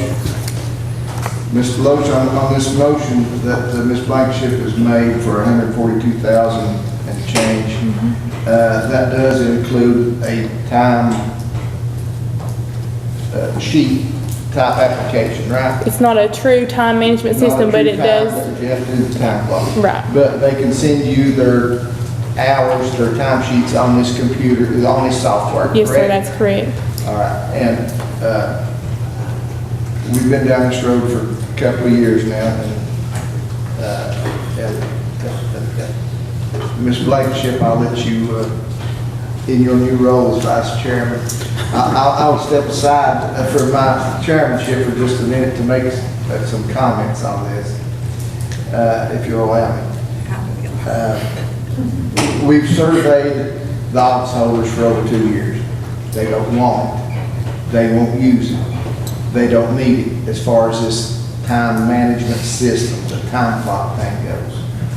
We can save $25,000 up front by not using that, not having it, plus $4,000 plus every year for the maintenance of this, that's not going to be used. And it just seems to me like that's $25,000 up front that we can save of the taxpayers' dollars by not investing in this. And that's all I'll say. Thank you. Mr. Chairman. Mr. Mayor. To address Commissioner Tester and the fact that it's impossible, he can't clock in the morning, it's not a problem. These representatives told us that there are scenarios all across the state that people are using this, whether it be the highway department, whether it be the sheriff's department, whatever. If you've got somebody on the road, all they have to do is call in dispatch. There'll be someone there that can just key them right in. For that time period, they can check them out. Or they can do it from cell phone. There's all kinds of ways that they can access this system. So until you sit down and talk to the personnel in the sheriff's department, the people that are capable and understand these systems, there's a lot I don't know about electronics and new systems and innovations, but I'm telling you right now, I can use most of them. I don't know how they work. And I love the fact that I can take my cell phone to do things that I never even thought about when I was a kid growing up. And how much time it saves. It'll do likewise for the sheriff's department. He can do it for the highway department. He can do it for all of us. And that's going to cut time from the personnel in the finance department that they can be doing things that are much more important than sitting here looking at numbers, because it's all being done electronically. And again, it's not a waste of money. It's a good investment. Mr. Lewis. After you, Mr. Lewis, we'll call for a question on this motion. Mr. Lowe, Mr. Hart. since we talking about tax people's dollars on this time, what is more accurate? The time management thing we talking about, paperwork. That would depend on who's doing it. There's always human error on either side. If they are manipulating the paper system, they can manipulate the time management system just as well. Are you telling me we got this time management that somebody can go in on and falsify this? Yes, sir, I'm telling you that. Every system has its faults. Boy, it knows to do that. I think it do that. Thank you, ma'am. Mr. Ryan. Mr. Chairman, we can't even afford a maintenance person in Carter County. Can't even keep the courthouse clean, let it go right up over your head, sir.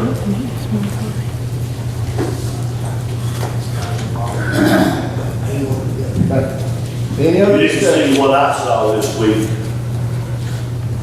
Can I make one You comment on can't even this? keep the bathrooms clean in this courthouse. Now you won't spend $140,000. Mr. Deloach. Regardless of which side of this argument you're on about time management, my department desperately needs an accounting system. If you add time management, fine. If you don't, fine. Please do not lose sight that we have a very antiquated system that could go down any day. We can get in an argument about whether it's sufficient to have time management or whether it's not. When your system goes down and I can't pay you, I can't pay any county employee, and I can't pay any vendor that we bought something from, then we'll see what an urgent need we have. So please, do not put us in this situation, and let's at least get a financial management package. Call for the question. After Mr. Street, we'll vote on this. I was just seeing if Ms. Blankenship had a second on the motion. Yes, you had a. I second it. Roddy Trigger. Let me mention something else.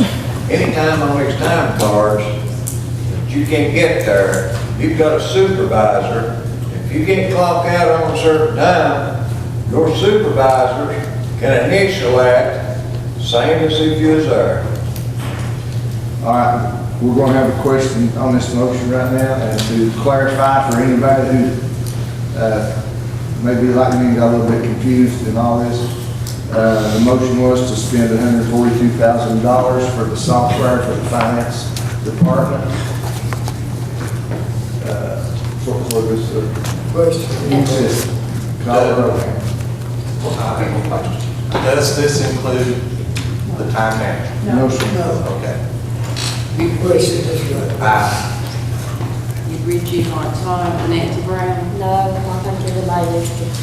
George Strait, Richard Winters. Ronnie Crivitt. Harry Seas. Charles Montana.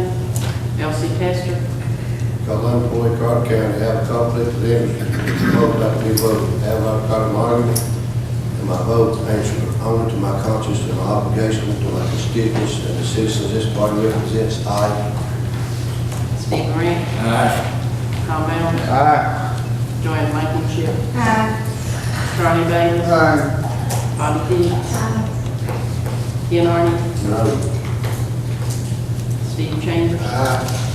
John Lewis. No. Sonia Coler. Russell Cott. Scott Sands. Bill Armstrong. Pat Hicks. Robert Goss. Mr. Chairman, if I may, I forgot to read, I apologize, sir. Go right ahead, Mr. Because I'm employed with Carter County, I have a conflict of interest in the proposal about to be voted, however, required to mark my vote answer. Only my conscience and my obligation to my constituents and the body is the body represented. Aye. Thank you, Mr. Street. 3 noes, motion carries.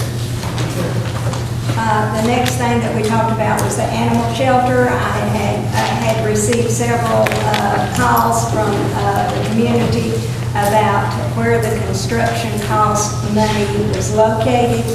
And I'll let Ingrid now talk about the animal shelter, the personnel funding, and the vehicle ownership. Okay. We talked about the animal shelter in the Financial Management Committee. There was an agreement between the City of Elizabethton and Carter County. All costs will be split 50-50. Currently, there is one employee who is a city employee. He has been employed for several years at the city, and he was given concessions that he could stay a city employee as long as he was with the animal shelter. Upon his retirement, whoever replaces him will become a county employee, but again, those costs are all split 50-50. That city employee does have a city vehicle at this point, and our county employee has a county vehicle. We are billing the city, and they are billing us as well. We get billed for the city employees 50% of that, and we bill them for 50% of all operations. And the dog catcher. The animal control officer falls under the animal shelter, and those expenses are split with the city as well. Do you have any questions from the commissioners? Commissioner Blankenship. I'd just like to point out, the county vehicle did fail, and transmission went out in it, well over 200,000 miles, cost repair about $2,200. We elected not to do that. We have a vehicle now, but it's because of the Friends and Shelter pulled $9,000 out and we made a purchase. We found a nice little Ford pickup to help them at this point in time. There's another one that we're looking at that will need and will be coming to the county for some assistance with that in the next couple of months, because the vehicle that's currently being used by the city staff also has some issues. We hope it lasts 6 months, a year, or maybe 2, but chances are it won't. But that's something you need to have in the back of your mind, and the county commission is going to have to help us along with city council in getting a vehicle so these people can be on the road. Any questions about the animal shelter? Next thing that was shared with the Finance Committee was that Jack Perkins announced that Slim Miller has retired. And I think we need to give Slim a round of applause, although he's not here, for our appreciation of his devotion to our county.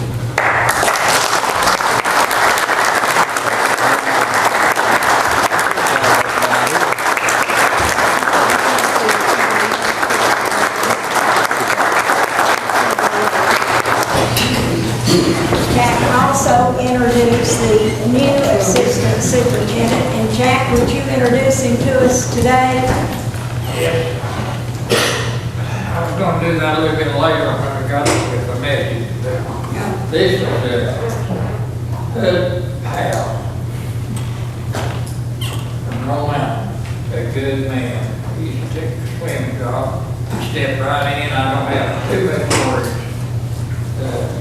He's a good young man that will make a good one, that he won't talk to me about that. I would like to have him as a sheriff there, but he won't do it, so he's right in the south for 60 days, 90 days, or we decide what to do. Jonathan, would you stand so everyone can get a good look at you? This is our new assistant representative.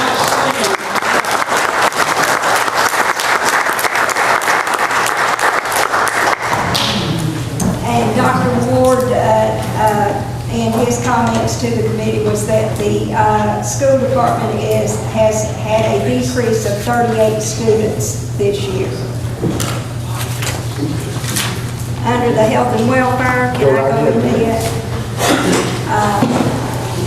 The health department update, they will have flu vaccine in all the city and county schools the first full week of October. The mayor so graciously put it on the county website, and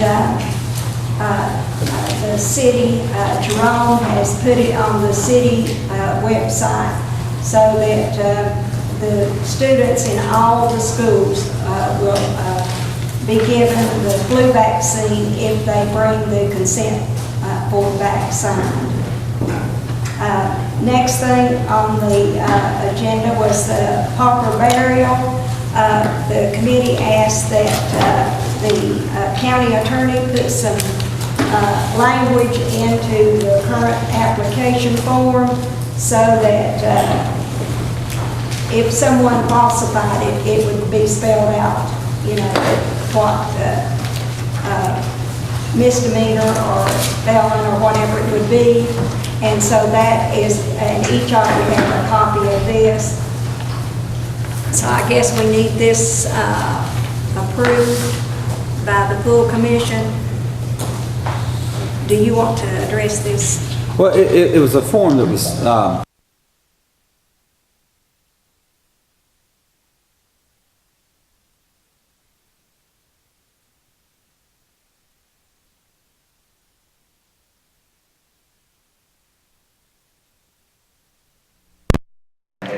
added some language in on the affidavit and then on the approval by the mayor, just to make it a little more fluid process.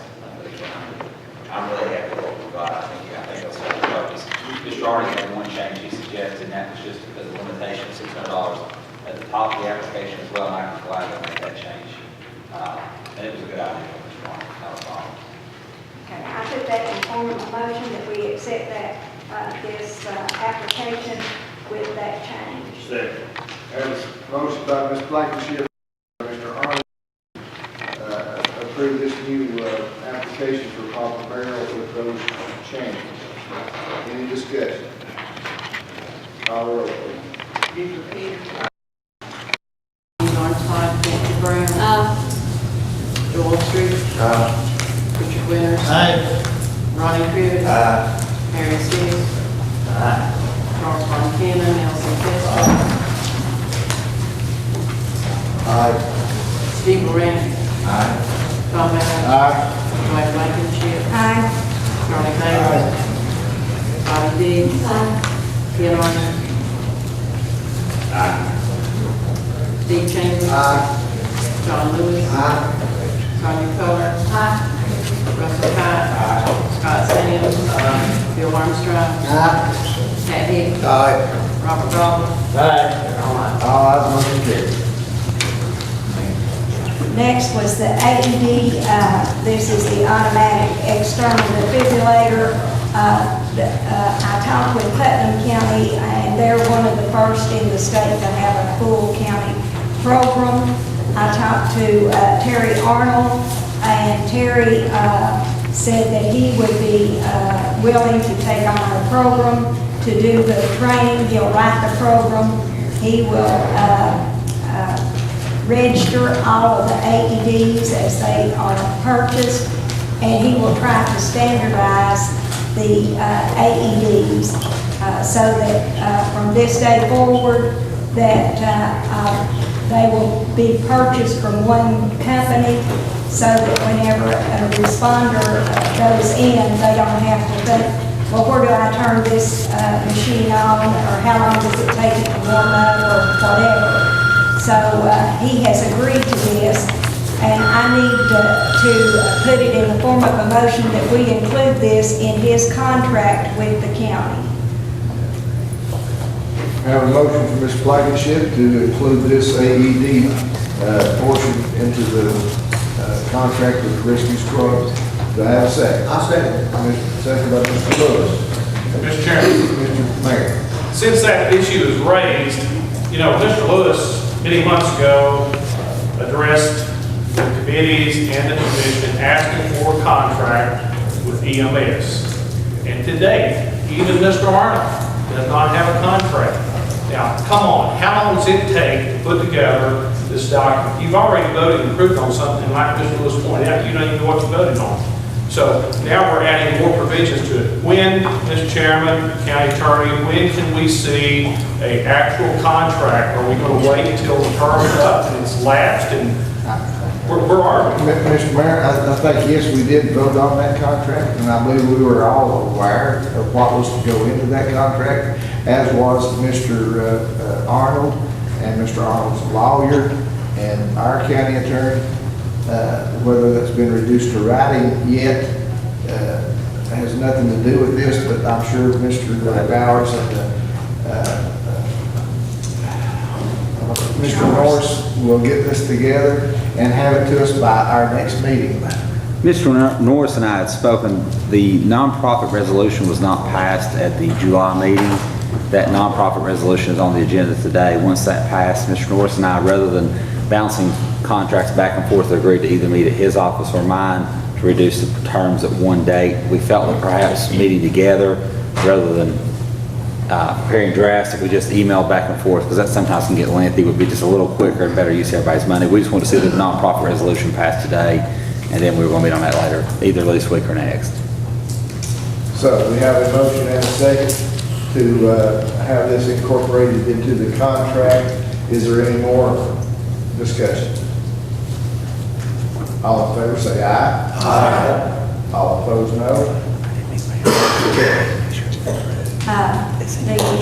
That issue with the courthouse, the mayor said they would start this week. Is that correct, Mayor? Actually, they started last week, work's not completed this time, but we're working on it. And we're also looking at the handicap parking. They do have to be an upright sign. It has to be anywhere from 60 inches off of the ground up to 86 inches, I believe. And it has to be the closest parking space to the entrance to the building. So the mayor is looking into getting that taken care of here in the courthouse. Mr. Blankenship, you might want to mention that they have to be painted blue now. Right. And it has to be the sign, the reason for the signage upright, it has to be visible to the driver from the driver's seat. So there's certain specifications with this. That's all I have. Thank you. Thank you, Mr. Blankenship. Right now, and judging from all the traffic on the floor here, go back to the little room in the back. Let's take a 10-minute recess for that. Thank you. All right. Come back to order, please. And we'll go back into committee reports. And the next committee, Health and Welfare, we've had that. Highway Committee. No report. All right. Building Grounds Committee. Chairman, Mr. Perkins has something. I'm sorry. Okay, go ahead, Mr. Perkins. Highway committee, I need some help. OSP, we've been working on this for 2 years or longer. On that bridge. And I'm gonna let Keith explain what we've got to do. All right. Be glad to. Talk about the Rivertown Bridge project. There were 4 owners, or 4 potential parcels that were affected, but it turned out to be, after a second survey, 3 parcels was affected by the engineer's design pursuant to Mr. Perkins' office to complete, or to allow the county to begin construction of the bridge project. We prepared warranty deeds on behalf of each owner to convey that property to the county that would then allow us to start the project. We had 1 owner come in, sign that deed. That deed is in our possession. The other 2, we have 1 owner who says he owns both parcels. We have 1 owner who, but our surveyors, and we've had 2 surveys, say that it's actually owned by the 2 individuals, 2 separate people. One is a .005 acre tract, but unfortunately with the lay of the land, the engineer said he simply cannot move the road over enough to do that. The other is just barely over 1/10 of an acre. Pursuant to the code, the commission has to vote to allow us to sue for condemnation. These individuals, we've done multiple letters. Mr. Perkins, your office has talked to them at least 5-6 times each, asking them to come in and sign, and we've not had any response. If Mr. Perkins wants to proceed on that bridge, then I need permission from the commission to go ahead and sue for condemnation on those 2 small tracts, so we get them in the courtroom and get it started.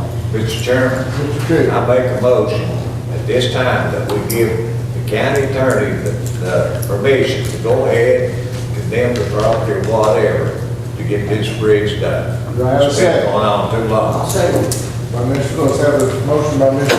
Trivett, second by Mr. Lewis, to give the county attorney permission to go ahead and start condemnation proceedings on this property so we can get this bridge built. Right, 2 years, so it's been going on. Yes. Anything else, Mr. Perkins? That's on. Thank you. Oh, any other discussion on this? I guess we're going to call the roll on this. Yes, sir. Peter Peters. Keith Ritchie, Lawrence Hodge, Nancy Brown. Joel Street. Richard Winters. Ronnie Crivitt. Mary Sis. Charles Montgomery. Elsie Testor. Steve Grant. Tom Allen. Joanne Blankenship. Ronnie Bailey. Bobby Dees. Ken Arden. Steve Chambers. John Lewis. Sonia Coler. Justin Kight. Scott Sands. Bill Armstrong. Pat Nichols. Ron Roberts. All ayes, motion carried. That's Mr. Tester. Got 2 issues of building the ground. Our generator at the courthouse annex is in need of some repair work. We spent some money on it. I don't remember how much. But the bigger issue was when we put that tank, when I say we, when they, whoever put the tank in the ground, the fuel tank for that generator, the diesel fuel tank, they did not, or there's no record, nobody can find any records, the state can't find any records where they got permits to do this. So a few years after they put the tank in, they changed the laws and the rules on how you had to do that tank, and they sent everybody, the state did, everybody that registered their tank, they sent if the new information, the new laws that went into effect, and what you had to go in and secure that tank to keep it from contaminating the soil. Well, of course, Carter County didn't get that because the tank didn't get registered. So we got a problem with the fuel tank. It's got a fuel tank into the ground, and it's got another tank in the generator room that keeps tank in it, and there's a problem with it pulling the fuel up to it. So to make a long story short, if we don't fix this generator, the power goes out, we shut the sheriff's department and the entire courthouse down. And the danger about that, if you got a jury, you're in the middle of a jury trial or something, it's completely dark in those rooms, you can't see, you have to have a flashlight to walk out without the power goes off because there's no windows in it. And if we don't do anything, then every time the power goes out, if it's in the middle of a jury trial, you know, then we'll go home, and that could cause problems and maybe a mistrial. I'll give you the cost of this and then let you decide what you want to do. One thing we have to do, because this generator, this fuel tank is in the ground improperly, and now the state knows about it, when we call contractors in to have to see what could be done about it, we have to take that tank, and we're on a time schedule of doing that. We went beyond that, but Chief Street called them and got an extension on the time. So by the state, we were on a time limit of having to do something with this fuel tank. And if we just close the fuel tank off and leave the generator and don't do anything else, the cost is going to be around $7,000 to comply with what the state requires us to do with this tank. And that's to pull all the fuel out of it. We have to pour it full of concrete and all that stuff. Then they're going to come and test the soil. They're 90% sure there's no contamination of the soil, but as a rule, they want to test the soil, whatever we do. There's two issues here. The tank is the biggest expensive thing. If we fix this tank, we're going to replace the underground tank. We can't use that anymore, with an overhead tank, above ground tank, and fix the generator. And the generator itself has a bad head. They don't know if they can fix that head by fixing it or if they replace it. So there's two prices. So to give you the worst case scenario, to fix everything is $31,365.16. That's if the head has to be replaced on that. If the head don't have to be replaced, it's $29,348.26. Again, let me break it down. I don't have a copy of this to give you. The purchase and install the above tank is $18,683. And then to repair the generator, like I said, it could be as much as $5,200 or as small, as little as $3,200. They won't know that. So I'm open for motions, what we want to do. Is there a motion to replace this tank and to repair the generator? Before anybody makes that motion, Mr. Tester, where would the funds come from to do this? Is there any litigation tax to do this? I'm not sure, Captain Smith. Did you hear at Chief Street, he's out of town today, about where this funded money may come? Well, the reason we brought it before the commission, of course, is to hopefully find a source to fund the repairs on this. It's not in our budget to make this repair. But we have the same fund that we're doing this roof repair out of, is there nothing invested in repairs? You also have another project online for that money. Your parking lot's supposed to come out of that money as well. I understand. We have 64,000 left out of the roof, and that's kind of hoping we can save that for the roof, for the paper and the parking lot. All right, is there any other funds that we know of, other than have to take this out of general fund, or fund balance? Mr. Hart? If I'm correct, the tank is in the corner of this lot. Yes. And this tank has to be taken care of before you can even start on this parking lot. So I recommend we take the money out of litigation. First things first, in other words. Yes. Mr. The Kelly? 7,000, will that fix the generator and just leave the old tank in the ground? Oh, it has to come up no matter what.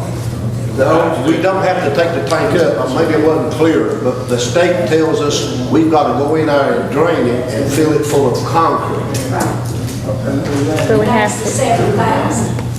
That's the 7,000. That's gonna cost $7,000. That's just for the tank? Yeah, that's just to close out that tank. Well, no matter what we do, that's just to close out that tank. We have to do that. That's what we're on the time limit for, and the states, because, you know, they're kind of upset that this thing's been in the ground for 30 years and nobody knew about it.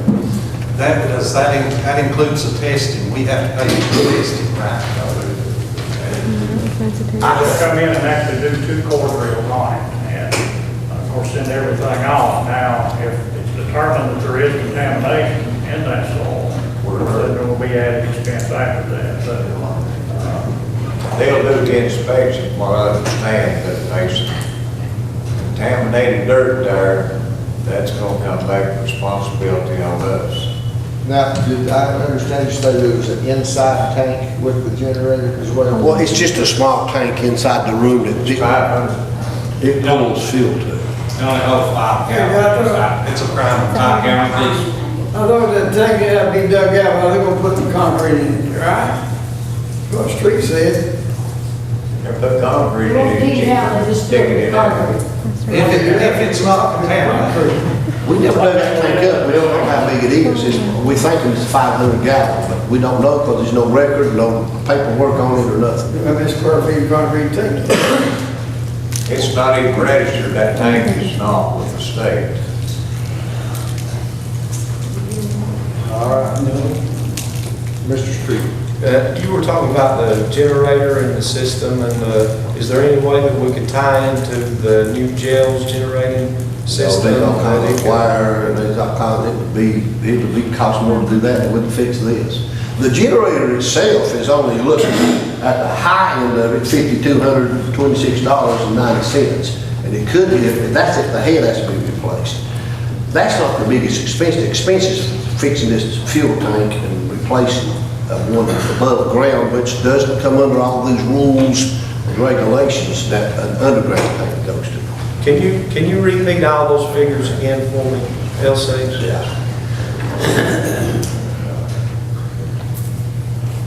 Okay. For the tank itself, we need a circuit board. It's $463.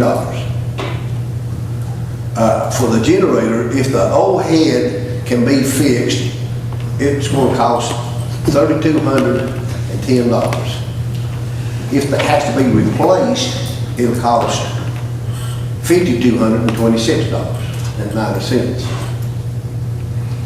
Okay, to purchase and install, or to close out the old tank, we have to do this. This we are required by law. Regardless, is close out the old tank, and it's, I said 7,000, but it's $699 or $691.31. In my website, 7,000. Then to install the above tank and all of that is $18,683. 18,000? 18,000 for a new tank? Yes, that's right. That's above ground. What we brought out at the budget meeting the other night was, for a above ground tank, $25,675 is what was brought up at the budget meeting, and I'll back up down right here. And, $5,225 guess that would be to close the the total cost was around $31,000 is what was right. It can be as high, if they have to replace the head on the generator, it's $31,365.16. If they can fix the head on the generator, then the whole total cost of everything will be $29,348.26. Do you have a size on the above ground tank? 500 gallons. 500 gallons? Yes. Does $25,000 seems awful high for a 500 gallon tank? That 25,000 includes closing out the old tank, installing and purchasing a new tank. That's hooking it up to the generator, putting a new day holding tank there, putting the new above ground tank, closing out the old tank. That's the whole 9 yards of closing out and installing an above. The total price is $31,000 to do all this. If you fix the generator, close out the tank and install a new one. Take it from the general fund to do this. We have a motion by Mr. Trigg to take $31,000 from the general fund to repair this generator and tank. I'll second. Mr. Lewis, Ms. Keller. Question, in our minutes, it has that it would cost $25,675 for a completed job. I think that's just the tank, that's not repairing the generator. That's correct. I think Mr. Arnie had a good point, that we have to take care of this tank business before we can do anything on it. That's what I say. That is correct. Takes care of the tank, gets a new tank, fixes the generator and everything. But his idea was for it to come out of the litigation tax. But I'd like to save that for the payment of the driveway. Yeah, but this is holding up the pavement of the driveway. It's actually part of it. If it's in the ground where the pavement's gonna be, it looks to me like it's part of the paving operation. It is in the corner of it. Seems to me like we ought to use out of that before we dip into any general fund. But we have a motion and a second to take this money out of the general fund to do it. Is there any other discussion? If filling the tank is supposed to solve it, you do your core samples where you want to know if the ground was contaminated first before you fill the tank, and you have to go back and remove the ground and dispose of it. The bid was for the core samples first, and if something is discovered and we can't fill the tank, then we'll go a totally different route. So you're really premature in anything else that you're doing before you get those core samples. So how long will it take to do those core samples before we're done? Oh, I don't have a clue on that. Give me a time schedule that it happens with. Mr. Chairman. Mr. Mayor.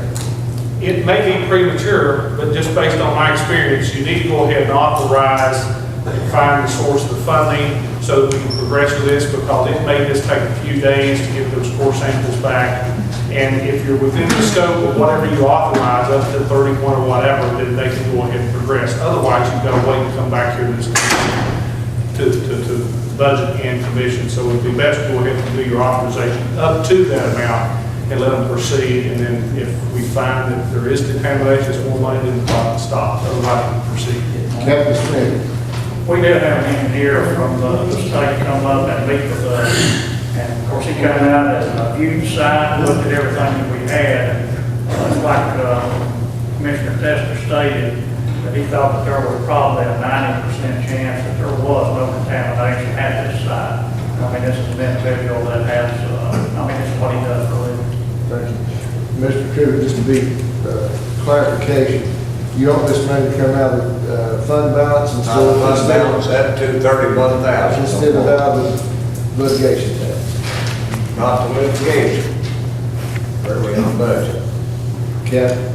The total cost is $31,365.16. That's to take care of everything. All right, the motion would be to take $31,300 up to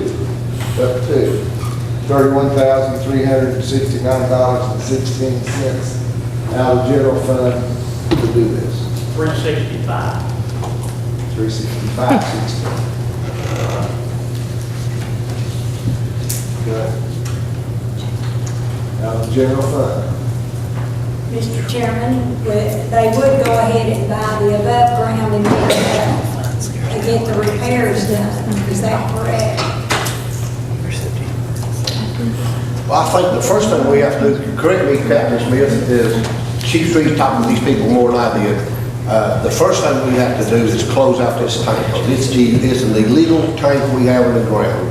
And now that they know about it, that's the first thing they want us to do. That's the pending thing, that's what they're putting pressure on us. They gave us a deadline, and Chief Street realized we couldn't do it because we didn't have a meeting last month, so he calls them, and they gave him an extension. So we can't go ahead and purchase the above ground Yeah. and get the generator taken care of? We can do it all. At the same time? Yeah, we can do it all at the same time, but still, I think the first step would be, once we get going, is to get the state up here and comply with what they want, because there's not a lot of laws and rules we gotta go by with this above ground tank. That's what everybody's going to now. Mr. Tester, and perhaps Mr. Mayor too, I got a question. We're going to start on this roof repair. We've already voted to do that today. We can't do any parking lot paving until that is done because of the heavy machinery. Is that not correct? Correct. And how long would it take for this roof project to be completed? Any idea? Terms of 180 days. 180 days. And they're going to use that front part of the parking lot for staging the materials. However, where this underground tank is, that will be available. They can get access to that and go ahead and do the work while the roof project's going on. The tank is close to the building if you don't know where it's at, so they could still use out that way. I'm just saying we can't start on any paving until the roof is fixed and the tank is. Because we're going to be in that corner digging up with the parking lot. We need to get all that fixed. Talk to some of the city or something, they would give us some more time on that paving. So it just seemed it'd be better to come out of this litigation tax to me, but go ahead. Wouldn't it make sense, there's just certain things we can use litigation money on. Right. And this is one of them. That's correct. Wouldn't it make sense to take it out of the litigation fund and then later on down the road, if we used to have it for payment, then maybe come back and look and take it out of the general fund? Wouldn't be. That's a question for the entire body. Just barring Peter to take off. That's true. Mr. Street. Mr. Chairman, with what the statements that you just made, it seems to me that all we can do and what we're required to do right now is take care of the old tank. That's the first thing that has to be done. So now we're not going to we can't do anything until, and someone correct me if I'm wrong, until the paving, not the paving, but the roof is complete. So we can't put the tank and stuff in now. Is that correct? Yeah, no, we can put the tank in now. The roof job not going to bother what we need to do. Okay? We can work around each other because it's not they're going to go inside. They're going to be inside the building working on the generator, and then the tank is going to come right above ground. I'm not sure, Captain Smith, if they have to pour a pad or what, a small pad, and set this metal tank above ground. That's not going to interfere with the roof. Okay. Mr. Street.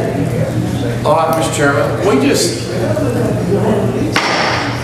we just had two office holders, today that had to go into their budgets and find a way to mail out tax notices. And, the sheriff's department has a huge budget. And I would ask them to go and to look into we know we've got these budget issues coming again this year. We keep, going after, okay, the litigation fund, if we use it, then we're going to zero it out. I would just ask that we take care of the tank that the state is requiring by the deadline. Ask the sheriff, Chief Street, to go back and look at their funds like other county officials have done and try to take some money from different line items to take care of this problem. Thank you, Mr. Street. Any other discussion? Questions? First round motion, call the roll, please. Buford Peters. No. Richard Armstrong, Nancy Brown. Aye. Joel Street. No. Richard Winters. Ash. I'm sorry. Ash. I'm sorry, Harry Seas. Charles Von Cannon. Elsie Testor.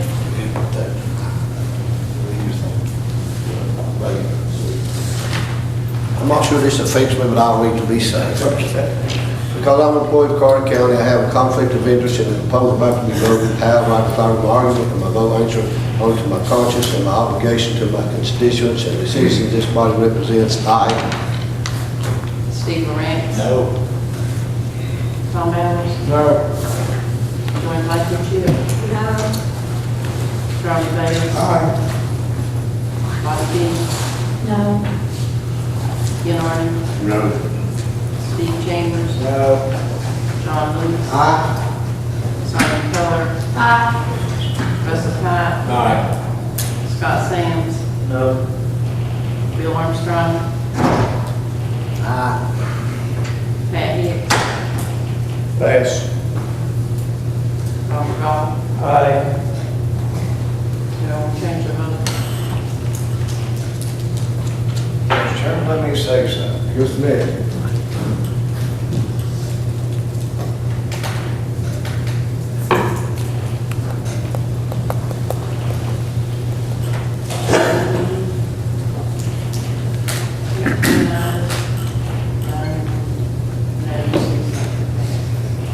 Ten ayes, motion fails.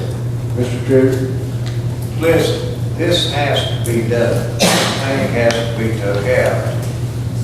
And if nothing else, get this tank taken care of and the samples out there.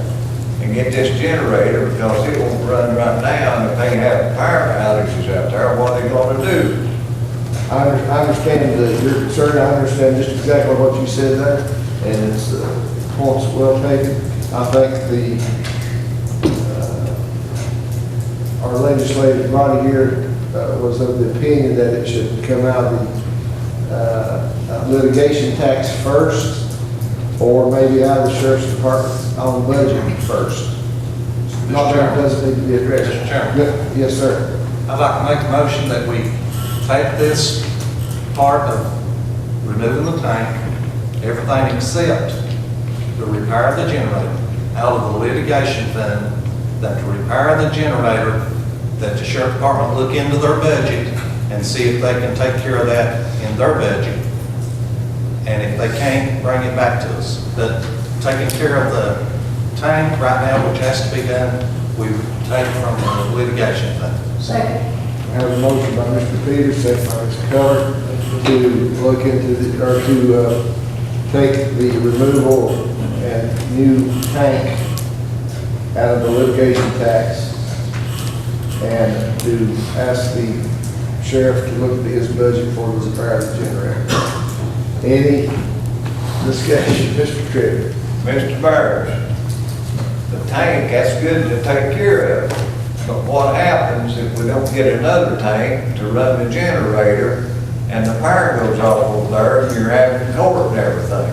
And the sheriff is not here to make a decision on taking anything out of his budget. Right now, in my understanding, the generator's not operating anyway, is it? No, it's not operating right now. It's not operating now. What are you gonna do when the power goes off over there? You gonna dispatch court? You're gonna send everybody home, you have no choice. Charlie said you get a ladder over there. We have a motion and a second. Any other discussion? And I'll repeat the motion, is to take the money for the tank, replace the new tank out of the litigation tax, and to have the sheriff look into his budget to see if he can repair the generator. Mr. Chairman, I don't think that was the motion. Well, Mr. Peters, was that the motion? The motion was to take the repair of the, removing the old tank, taking care of it out of the litigation fund. Getting a new tank. Getting a new tank, above ground tank.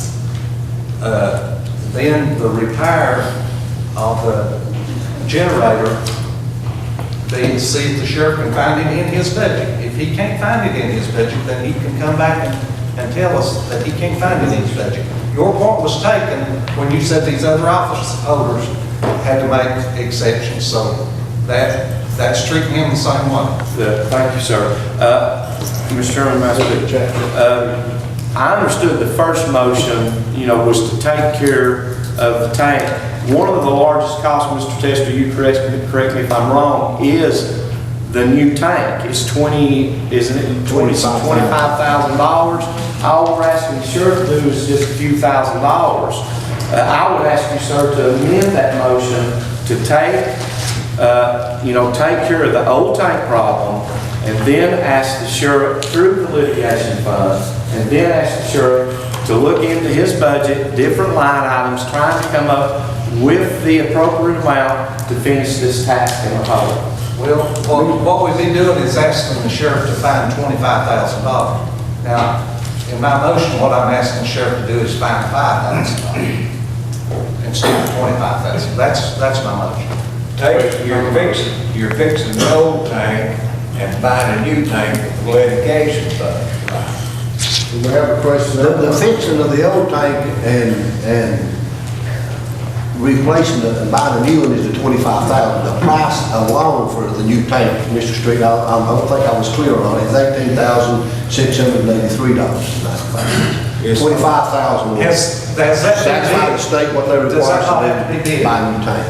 Is that the low bid price? Is that a bid price? Yes, sir, we bid that out. That was bid out through my department, yes, sir. We have questions on the motion. Call the roll, please. Hubert Peters. Aye. Richie Armitage, Nancy Brown. Joel Street. No. Richard Winters. Aye. Ronnie Crivitt. Aye. Harry Seas. Aye. Elsie Testor. Aye, let me read my this one, make sure. We're all, thank you. Because I'm employed in Carter County, I have a conflict of interest and opposed about to be voted. However, I declare that my argument and my vote remains loyal to my conscience and to my obligation to my constituents and the citizens this body represents. Aye. Stephen Rex. Aye. Tom Ballard. Aye. Joanne Blankenship. Charlie Bates. Bobby Dees. Ken Arden. Aye. Steve Quinn. John Lewis. Sonia Coler. Russell Cott. Scott Sands. Bill Armstrong. Pat Hicks. Robert Goff. Aye. One no. One no, motion carries. One more thing. Mayor Humphreys brought to my attention that, and I'm going to let him speak about this because he's talking for the architects and he's talking for people. We have put a lot of weight on the third floor up here to the point you can see some cracks in the wall. If you go up there, the floor is swagging. We've overloaded. We put a lot of weight in this weight is files, filing cabinets, paperwork that we cannot throw away right now. Some of it we may can disregard later on, but right now we don't know. And also in doing that, we found out that Ronnie Taylor has an employee up there without a fire escape route should this building catch on fire. Okay, that's brought to our attention. Now that that's brought to our attention, that makes this body responsible for her should a fire break out. So that puts us in a mood that we must do something and do it quickly. Because once Mr. Bowers would elaborate on that if you wanted to. Now that we know that she's in danger should a fire break out and she has no fire escape, we could be responsible should something go wrong for that employee. Because the law says we will provide a safe place for them to work. Looking around, trying to figure out some ideas, we don't have a long-range plan. We did come up with a building and grounds to move her and those files into the conference room upstairs. I know that they use that for voting, but we need to do something and we need to do it quick. So my motion is to bring her and those, the rest of the files that we don't put, that she don't take with her, that she has to have, we voted to put them in the old Red Cross building around the 911 until we can find a permanent place. This is not a fix to the problem. It's like putting a Band-Aid on something that needs surgery, but we must do something quick. You got anything, Mr. Mayor, you want to? Looks like you summarized it pretty good. Judge Stanley did come to me with a concern and asked me to contact some engineers to look at the structural integrity of the courthouse, the third floor. We've known about the loading issue for quite some time, and that was one of the reasons we've been so adamant in our stance to try to get archives and plan accordingly, have a long-range plan, being very proactive in our stance. It's absolutely necessary that we do that, but short term, we've got a problem. We did have representatives from Spokane Wilson, Mr. Steve Wilson did come, and you have a copy of the correspondence that he provided in his initial assessment. Basically, we've loaded the third floor to the point that there's major deflection in the floor system. And especially over the judge's chamber and like, but we have that also in the front part of the courthouse as well. The floor systems are the same, they're just not designed for that kind of heavy loading. When the thing was built in 33 out front or renovation after the fire, those systems are not designed to hold that. So it is an issue that we have to address.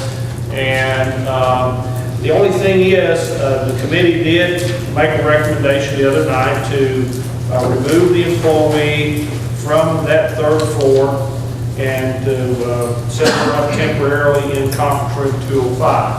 I've had a chance to think about that for a while, and I have provided with you a list this morning of all the regular uses of conference room 205. The election commission uses that as well. And at some point in time, we would like to get the election commission on the first floor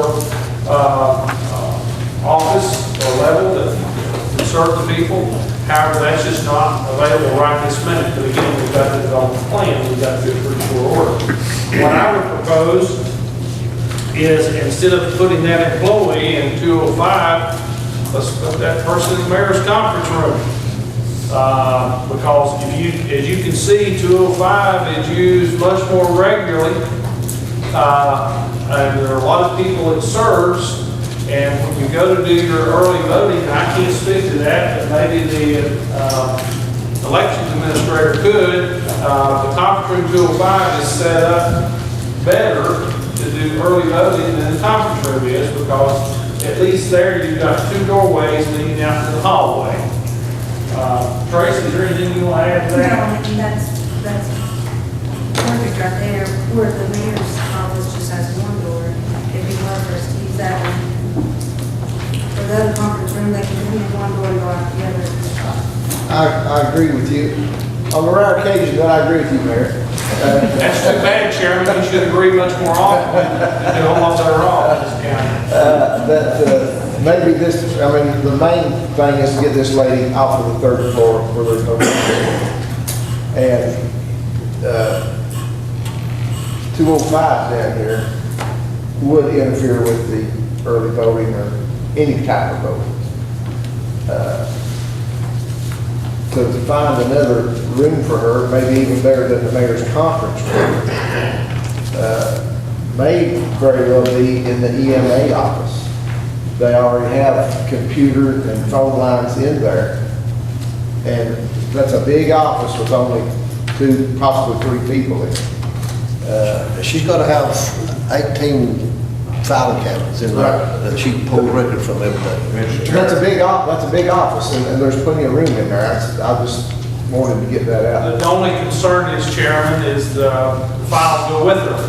And keep in mind, we're on the same floor system, and you would be creating a problem there. And that's why the urgent need to remove everything from the third floor and get it off-site.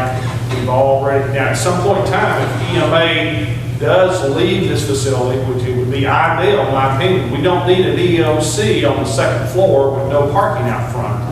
And that's again, we've got to look at our long-range plan, we've got to work that diligently, but right now, I don't know that that's an option, because you would be loading that floor system, which is designed exactly like this one, the same. Like I said, Mr. Chairman. I think it's rare that you have a good idea, Mayor, but I agree with you on this time. Mr. Tripp? Listen, this room back here, Ben Buford went back and looked at it across from ES. Yes. Why couldn't that room there be the place for her? Temporary. That's good too, that there's a few records stored over in there from the I think that. clerk and master's office as well as. I think that they could be There's stored. election office. I think they could be stored in the EMS office and clear that up. Are you not overloading the floor? That's just what he mentioned. If you put 18 filing cabinets in there. Yeah, it's the same deal. You need to get all of these heavy cabinets off of this old construction, and we've got to do it now. So if you agree that you want to take it over to the 911 building, the vacant portion, that's fine. You're getting it on a single level, you're getting it on concrete, so it shouldn't be a problem. But bottom line is, folks, we've got a serious problem. I've been getting back 3 years with these records. Not only these records, but within each individual office, and we've got to come to terms and we've got to work on that going forward. We can't continue to ignore it. The time is now. Any action you take today toward an archives / records department / museum, it would be 3 to 5 years before you see any movement. And we've got to approach that. Is not the main question here to get rid of some of these records that we don't need, that are not part of a permanent file. And Mr. Taylor has already been active in taking some of these to the recycling. Anything that's not a permanent record, it can be moved. Just a minute, Mr. Mayor. He's been proactive in this and getting rid of some of this stuff and leaving it. Understand you have nowhere else to put it. You know what's left. Right. But the cabinets, we could probably drive down probably half, probably 9 or 10. The cabinet, file cabinets, we could probably cut that in half for temporary. If we have to go to this route. If you narrowed it down, would this office down here, the old planning office? Temporary. It would work temporary. In a real practical terms, we have a state involved in it, and we'll need more space. But right now, temporary, we can do this room. I don't think that would be all cabinets that size would, there's already more than that in there now. Right. If we do something with those that's in there, get clean it out, then if that worked with you, it would work, we won't get involved. We can put our cabinets outside. Tracy has some equipment there, she and Melissa has some equipment, machines. But that room is already set up for computers and for telephone service, so it would be, it could be used right today if necessary. What's called stuff that'll have to be moved out, and is that air conditioner work that's staying up? I don't know. We have a stall on the 3rd floor that possibly can move, but I was looking at the window, possibility it may fall out if you move the air conditioner. That'd be in my section, a temporary fix part of this. If anyone's seen where she's at on the 3rd floor right now, you agree that something needs to be done now. That's an accidental waiting to happen. Well, I agree, Mayor. What is your opinion on the weight if we cut the files down and put it over there?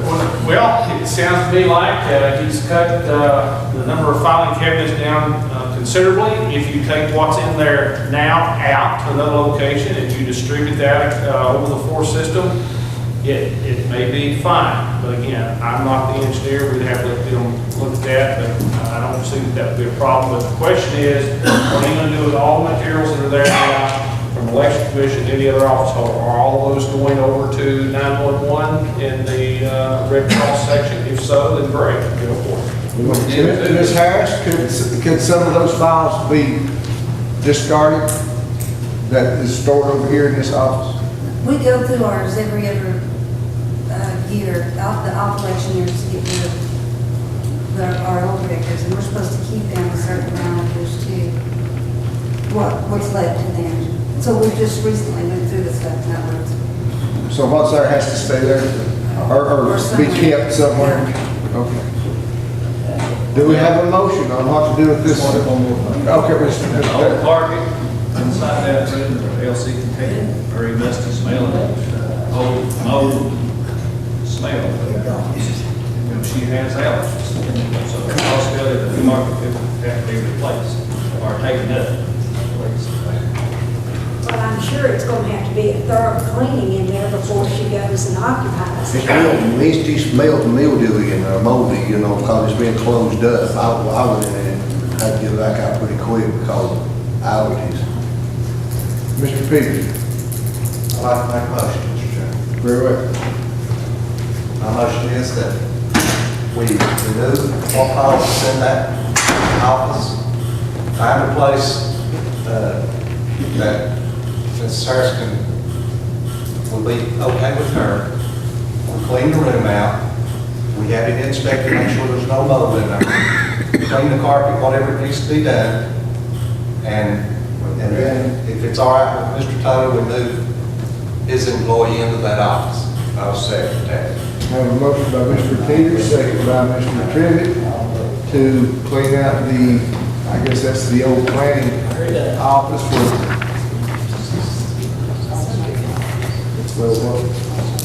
old circuit court clerk's office, where these voting records and other records from the clerk and master's office are being kept. And being since his employee, that he okayed it before she moved in there. Everything's okay. That be included. And move the old records somewhere as in the old Red Cross portion of the 911. Mr. Peters, also, will you add to that we take the rest of those files to the old Red Cross if that's feasible? I don't even know if that's possible. That we're not going to use. Yeah, that is.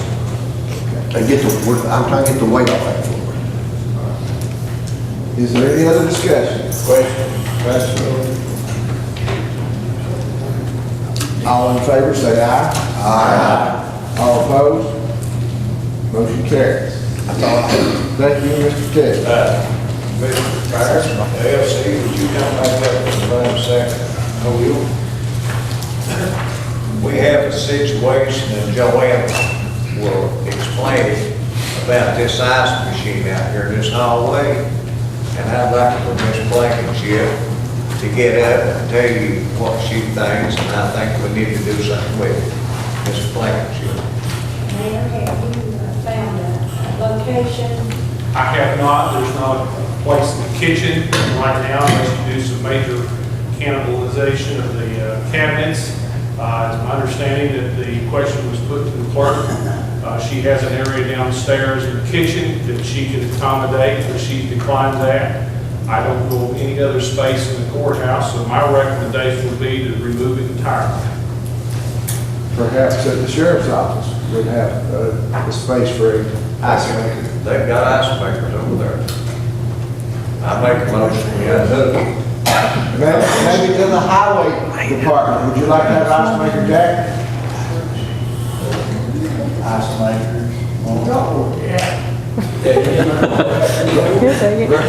Very well. I make a motion, we get it to the road department. I'll say it. We have a motion and a second by, who seconded by Mr. Lawrence to take this ice machine and take it up to the highway department. Is there any other discussion on Question? But, Mr. Taylor. Why couldn't they enclose it, they can put it in a small cabinet where it's there? It's my understanding that no office utilizes that ice machine, and it is a health hazard for anyone in this building, whether it's a visitor or an employee. Ms. Bristol, would you like to say something? I'd just like to say that we do use it. And I'd like to see it go. What accommodations is needed for it? Somewhere away from where the public frequents. A water line and a drain. Not necessarily a drain, you can probably drain it outside. See, It's not a health. when they have court out here, Well, I understand that. they're throwing everything in there. I just need a piece of ice out there for Well, that. I understand that. Sometimes I have my doubts as to whether I actually want to or not. If someone would like to check in our office and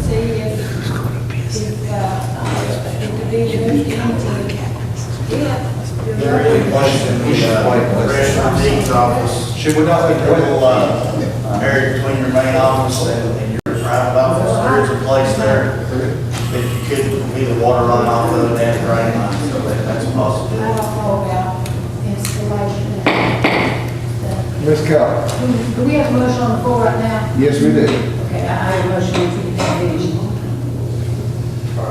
We have a motion and a second to move this up to the highway department. All in favor say aye. No. I said, all in favor say aye. All opposed say no. No.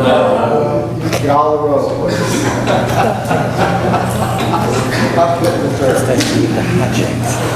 Peter. No. Nancy Brown. Joel Street. No. Richard Winters. No. Ronnie Tribbett. I'm going to go back because I made the motion.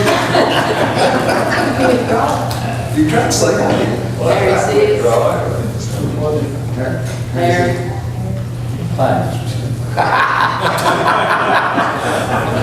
Elsie Tester. No. Steve Morant. I had to vote aye because that was done, he didn't say. Tom Bass. Joanne Blankenship. No. Charlie Davis. I'm going to pass. Bobby Dees. No. Ken Arden. No. Steve Chambers. John Lewis. Sonia Coler. No. Russell Cott. No. Scott Sands. No. Bill Armstrong. No. Matt Hicks. Robert Goff. Does anyone want to change it up if passed?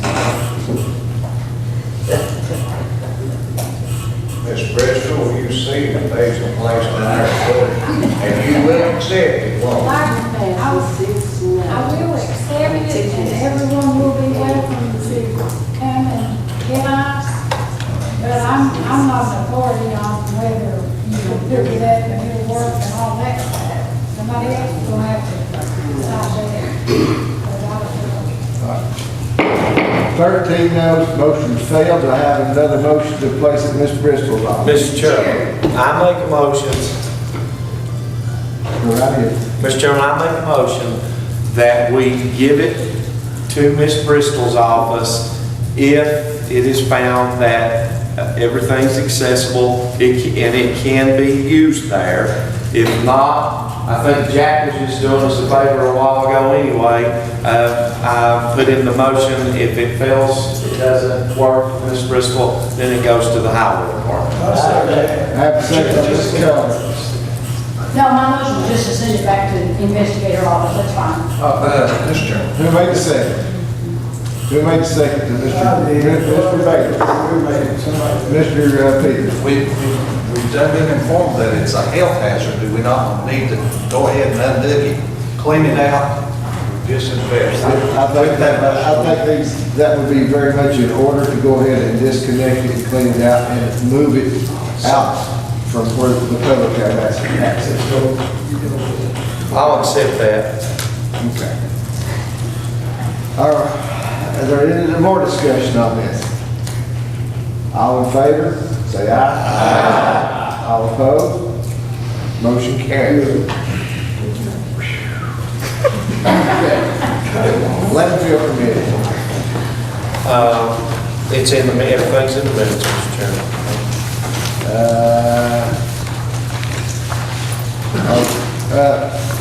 Park and Rec. Don't have anything on law enforcement. Okay. Are there any other committees that I have missed? Mr. Lewis? They had a epic meeting the other night. Have what? Ethics meeting. Go ahead. They didn't have enough people to show up to have it. Now, look here, the original bill, I think, that said it was nice for $550. And that's what the government voted on to do. And it's a testimony motion to put the office holders on there. Well, none of them showed up at the sheriff. So I'm gonna make a motion to take the office holders back off this committee and put it back to the original committee where the governor wanted it. And that way we won't have no confusion, and we'll have enough people to have a meeting. Mr. Lewis, the governor didn't say we had to have a committee. Well, All we have to have is an ethics resolution. Well, anyway, whatever, you didn't have enough people there to have a meeting. And if we're not required by law to have one, why have one at all? I think it'd be a better motion to dissolve. Well, since we done got it, and it might be a good thing to have, you never know what might come up in the future. If we go back to the original, 5, I think it was 5 on that committee, go back to the regular 5, what the mayor appointed to start with, and take the office holders off of it and put it back to the regular 5. And that's your motion? Yes, sir. Do I have a second? Mr. Chairman. Do I have a second? Second by Mr. Sands. Have discussion, Mr. Tripp. Mr. Chairman, I'd like to table that motion. Have a motion to table. Second. Why? Have a motion to table. Call the roll, please, on the Mr. Chairman. motion to table. Steve Peters, Aye. Steve Ritchie, Lawrence Hodge, Nancy Brown. Joel Street. Richard Winter. Ronnie Crivitt. Harry Seas. Charles Montana. Lester. Steve Lorenz. Tom Bowers. Joanne Blankenship. Charlie Bailey. Bobby Dee. Ken Arden. Steve Chambers. John Lewis. No. Sonia Coler. Russell Cott. Scott Sands. No. Bill Armstrong. Pat Hicks. Ronald Goff. Three no's. 18 ayes. Motion fails. Mr. Chairman, I'd like to make a motion this time, and I'll explain why. We have a grievance committee on this county commission. This ethics committee really doesn't have any power. And Mr. Byers, he can explain this, because on the ethics committee, the only thing you can do is if somebody's got a gift or money thing or something like this, or a conflict of interest. And he stated, and I'll repeat this, that him and the district attorney is the only one that can enforce these records. So at this time, I'm going to make a motion that we do away with the ethics committee and let the grievance committee take care of it. Have a motion by Mr. Trivett and second by Mr. Sis to dissolve the ethics committee. And if anybody has a violation to report, they can go to the county attorney or the district attorney. And Mr. Byers can elaborate on that at the meeting if he would like. Mr. Chairman? Would you like to elaborate on that? If needed, I'll be glad to. The Ethics Committee's jurisdiction is limited to conflicts of interest violations and acceptance of gifts. That's the two areas that the Ethics Committee has jurisdiction. If an office holder does something that would result in potential ouster or something that would result so bad of a taking of an item or being paid to do something, then my office is vested with the power, as well as the district attorney's office, to file an ouster suit. If someone takes something and obviously that would result in a criminal matter, then your district attorney's office is vested with the jurisdiction to prosecute on a criminal basis.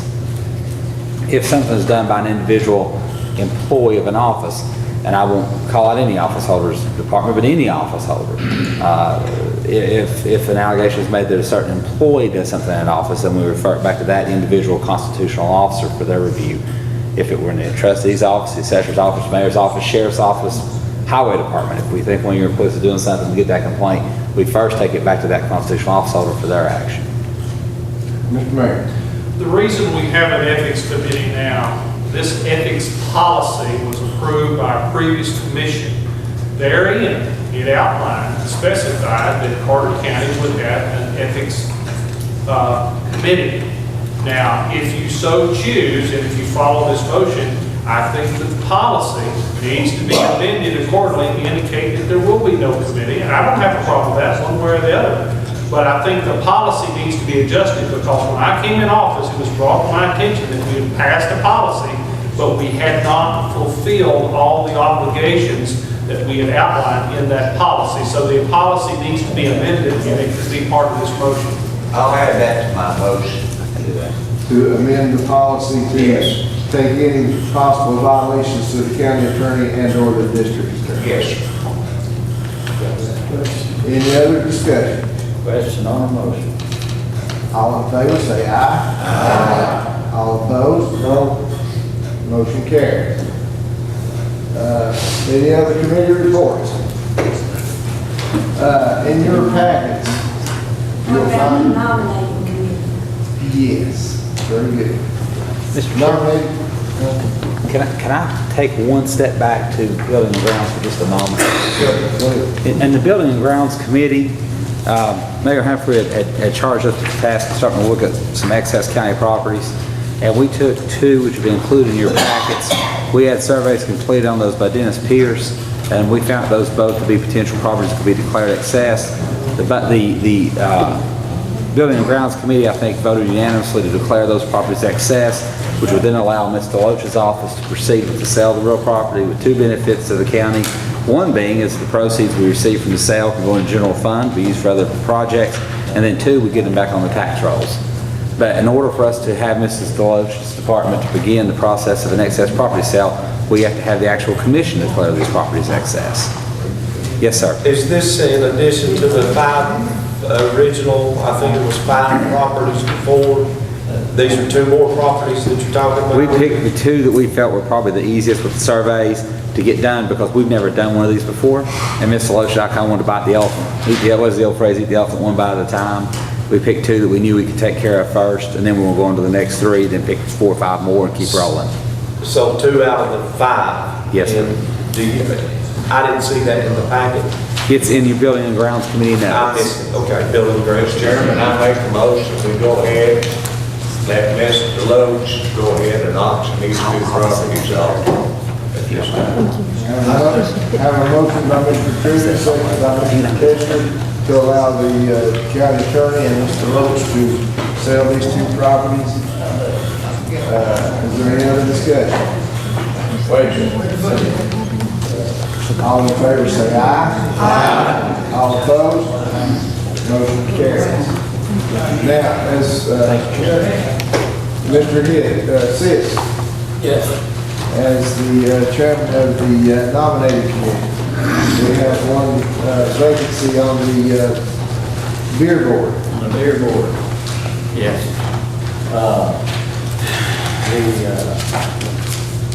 The nominating committee,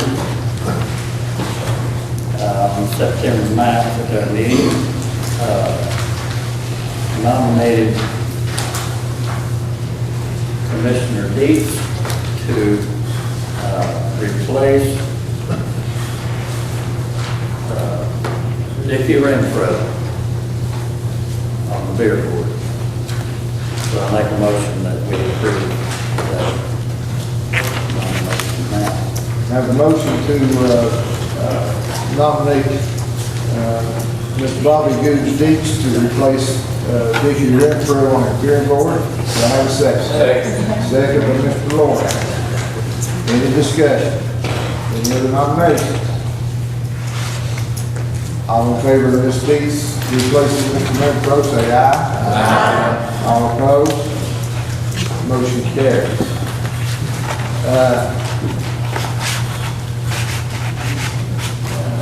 In your packets, you will find a list of the 3 major standing committees. And it is brought to my attention, and I have some personal involvement in this as far as in years past. It was voted on by the Rules and Bylaws Committee, and it was passed by the County Commission in December of 2002, that the makeup of each of the 3 standing committees is not to be appointed by the chairman or anybody else. It is up to the 3 commissioners from that district to decide amongst themselves who will preside or who will sit on what committee. The only way that the commission would be involved in it is if all 3 members of the same district wanted on the same committee. So at this time, I'll go down by districts and ask if there are any changes or proposals and changes to any of the 3 standing committees. First. Let me ask you a question. Yes, sir. See, I've been on here for a while, and you have too. Mary, a lot of these and usually, everybody wanted on the budget committee or something. For some crazy reason. And they always use the top vote getter automatically when on the budget committee. Is that correct? Well, that was a custom. It wasn't a rule or a bylaw. Well, what about the rules and bylaws back in 2002? What did they say? They voted that it should be decided by the 3 commissioners from each district. That was, in other words, if 2 can override 1? That's correct. And the majority in that commission, in that district, just a minute. And I have it here. I can read from the minutes. And it's the same for all 3 of the standing committees. Budget, nominating, legal, industry, and reinforcement committees, rules and bylaws, building and grounds, law enforcement, health and welfare, sanitation, recreation committee, and utilities, cable, education, highways, special investigation, and landfill. So, it was passed by the rules and bylaws that each district decide amongst themselves who's on what. It doesn't go by the highest vote getter or the most seniority of the person on from that district, or who's the best looking, or the best qualified, anything, or the best qualified, or anything like that. It's strictly amongst them. Mr. Mayor. Mr. Chairman, we stated many times in this meeting that a commission cannot bind future commissions, and this would be one of those examples. What worked for that group back in 2002 may not necessarily work now for this group. However, that will be the call of the commission itself. But you know, why would we look at anything other than qualifications? You know, top vote getter, come on, that's a popularity contest. Would it not make sense that when you look at appointments to any committee or any position, and you look at their background, qualifications, and experience? If it's budget, for instance, you would look at the person you feel's got the best either work history or education, or the combination of the 2 to represent that district. So, but nonetheless, you know, that's the way I feel that you should do it, but that will be up to the commission to decide if they want to go with a popularity contest or some other form. You have some good points, Mr. Mayor.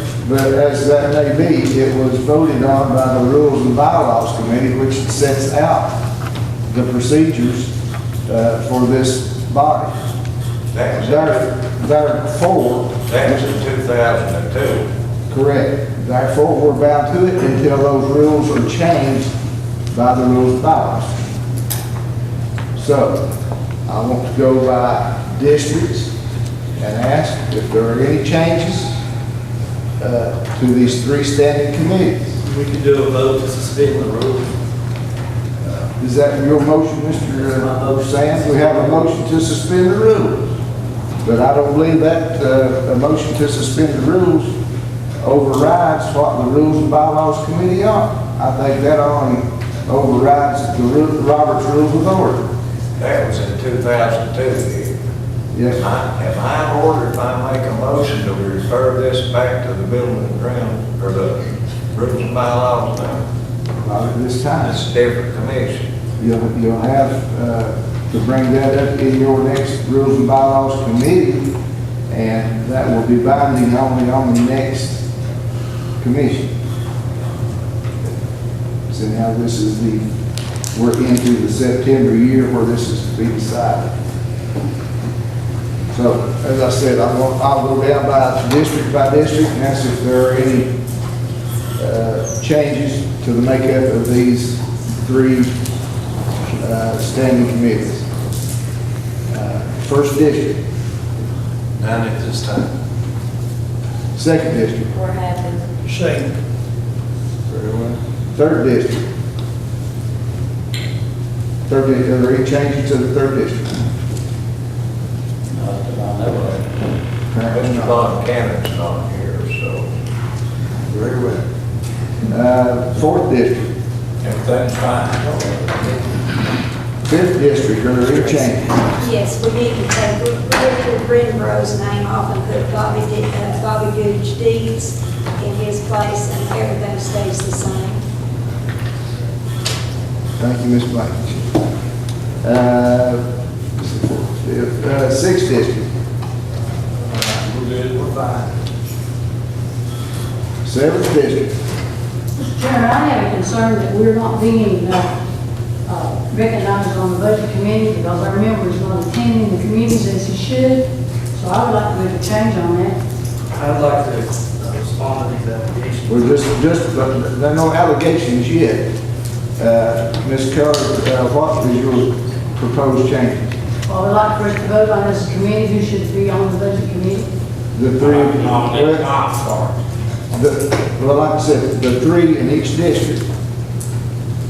But if it's 1, 2, or 3, and if everybody's in unison, fine. If it's 2 to 1, fine. But if everybody wants to be on the same committee, that is the only time that the commission would vote on who would be on what committee. So, I don't care if it's me or Mr. Kite. I think Mr. Kite wants it. I just want us to be represented. I'd like to respond to that. very well. There was 2 meetings the other night. I had walked in pneumonia at the last meeting, so I think I attended all that I possibly can. In those 2 meetings, they were double booked, 45 minutes apart. They waited until near the end of the meeting to make these accusations. I was only in the other room. It would have been very easy for the chairman or anybody else to say, well, my name was brought up, that I should have been in that room to answer to that. Now, as far as missing meetings, I haven't missed but a couple of meetings. My mother passed away 2 weeks before the budget process started, and I still make the first meeting, and I make meetings after that. I left one meeting early one day because my daughter was singing a solo at T.A. Duggar Junior High, so I thought that was a little bit more important to me than arguing the same issues over and over and over. I missed another meeting because I was on vacation because we take the first week of June. That is the meetings I have missed, and those are the reasons I have missed them. I represent the 7th District, and I think I've represented it fine, but however, politics or whatever, that's all this is. Very well. Mr. Chairman. Just a minute, Mr. Mayor. Is there any changes in the 7th District's makeup of the 3 major committees? And furthermore, I think it would have been more appropriate instead of going behind somebody's back and saying these things, I have a phone call, I have a phone, I can be contacted. You can at least say, I'm concerned about why you're not missing meetings, or maybe even, I know your mother just died, and you're getting ready to go into a long process of budget meetings. Maybe me or Mr. Cott can help you out, and I would gladly have conceded that. Yes, I've had a lot on me, but that's, I just think it's inappropriate. It's underhanded, it's spitting. Very well. Is there any changes in the 7 districts makeup of the 3 major committees? You just had your 2 votes instead of Trump line. I voted on it, yes. Didn't vote on it, didn't we? No, sir. It has to be between the 3. It has to be between you 3. Mr. Cott nominated her, so obviously there's your 2 votes.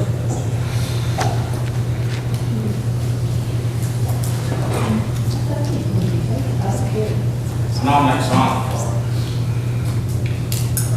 Then is your answer that Ms. Culler will replace Mr. Sams on the budget committee? It is. And that Mr. Sams will replace you on, Not refuse. I cannot make 9 o'clock meetings. I have a job, I have a workplace. very No, well. I will not. Well, I didn't realize until today that Mr. Sams is on both the budget and the rules and bylaws, so he probably has had a lot of committees, but I'm not gonna get in an argument, but I have never been asked to attend the budget meeting by Mr. Sams, and I don't believe Mr. Cott has any. Very well. Mr. Chairman. Just a second, Mr. Mayor. Then the record will reflect that Ms. Culler will replace Mr. Sams on the budget, nominating, legal, reapportionment, and capital projects committees. And Mr. Sams has declined to serve on the Utilities, Cable, Education, Highway, Special Investigation, Solid Waste and Landfill Committee. So, will you still continue to serve on those committees, Ms.? I will. Very well. Let the record reflect those changes. The 8th district, are there any Yes, changes? Mr. Chairman, and Mr. Armstrong and Mr. Godwin and I talked about this at your request previously. First of all, Richard Renfro should be removed and Bobby Deach should be placed in that category. Secondly, Sonja Culler is chairman of Utilities and Cable now. Early in this year, my work responsibilities prevented me from attending all the committee meetings. So Mr. Armstrong, Mr. Gobble, and I got together and we agreed that Mr. Gobble would attend the highway committee meetings and the utilities and cable meetings. Did you get that? Mr. Gobble will replace Mr. Hicks on the Utilities and Highway Committee. And I'll retain membership on the other committees. And Mr. Hicks will retain membership on the other committees in that group.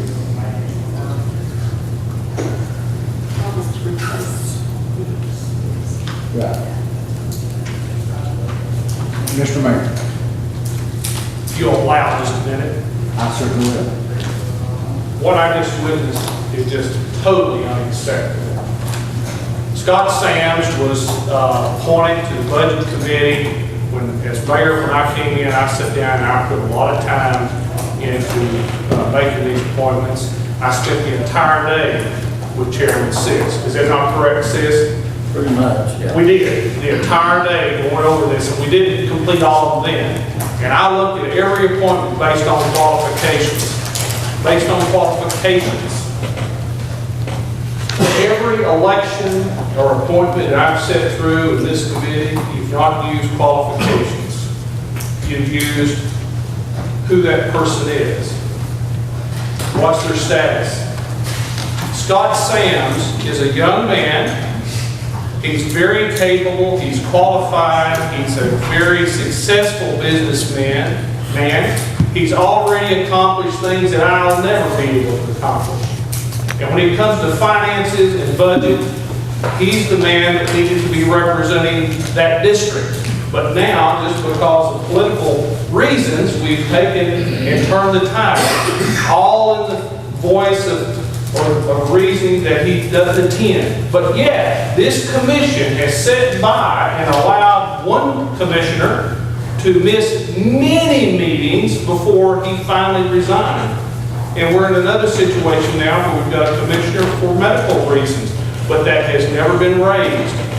Never, the question, the issue has never been raised. Well, let me just say this, Mr. Mayor, before you go too far, and I think you have already gone just a little bit too far, to criticize a man who has served faithfully on this commission and in the past on the school board, and when he has a deathly terminal illness, to criticize him for not being here. He has come here literally off his deathbed with the assistance of others in a wheelchair to be here when he could, and you are the most insensitive.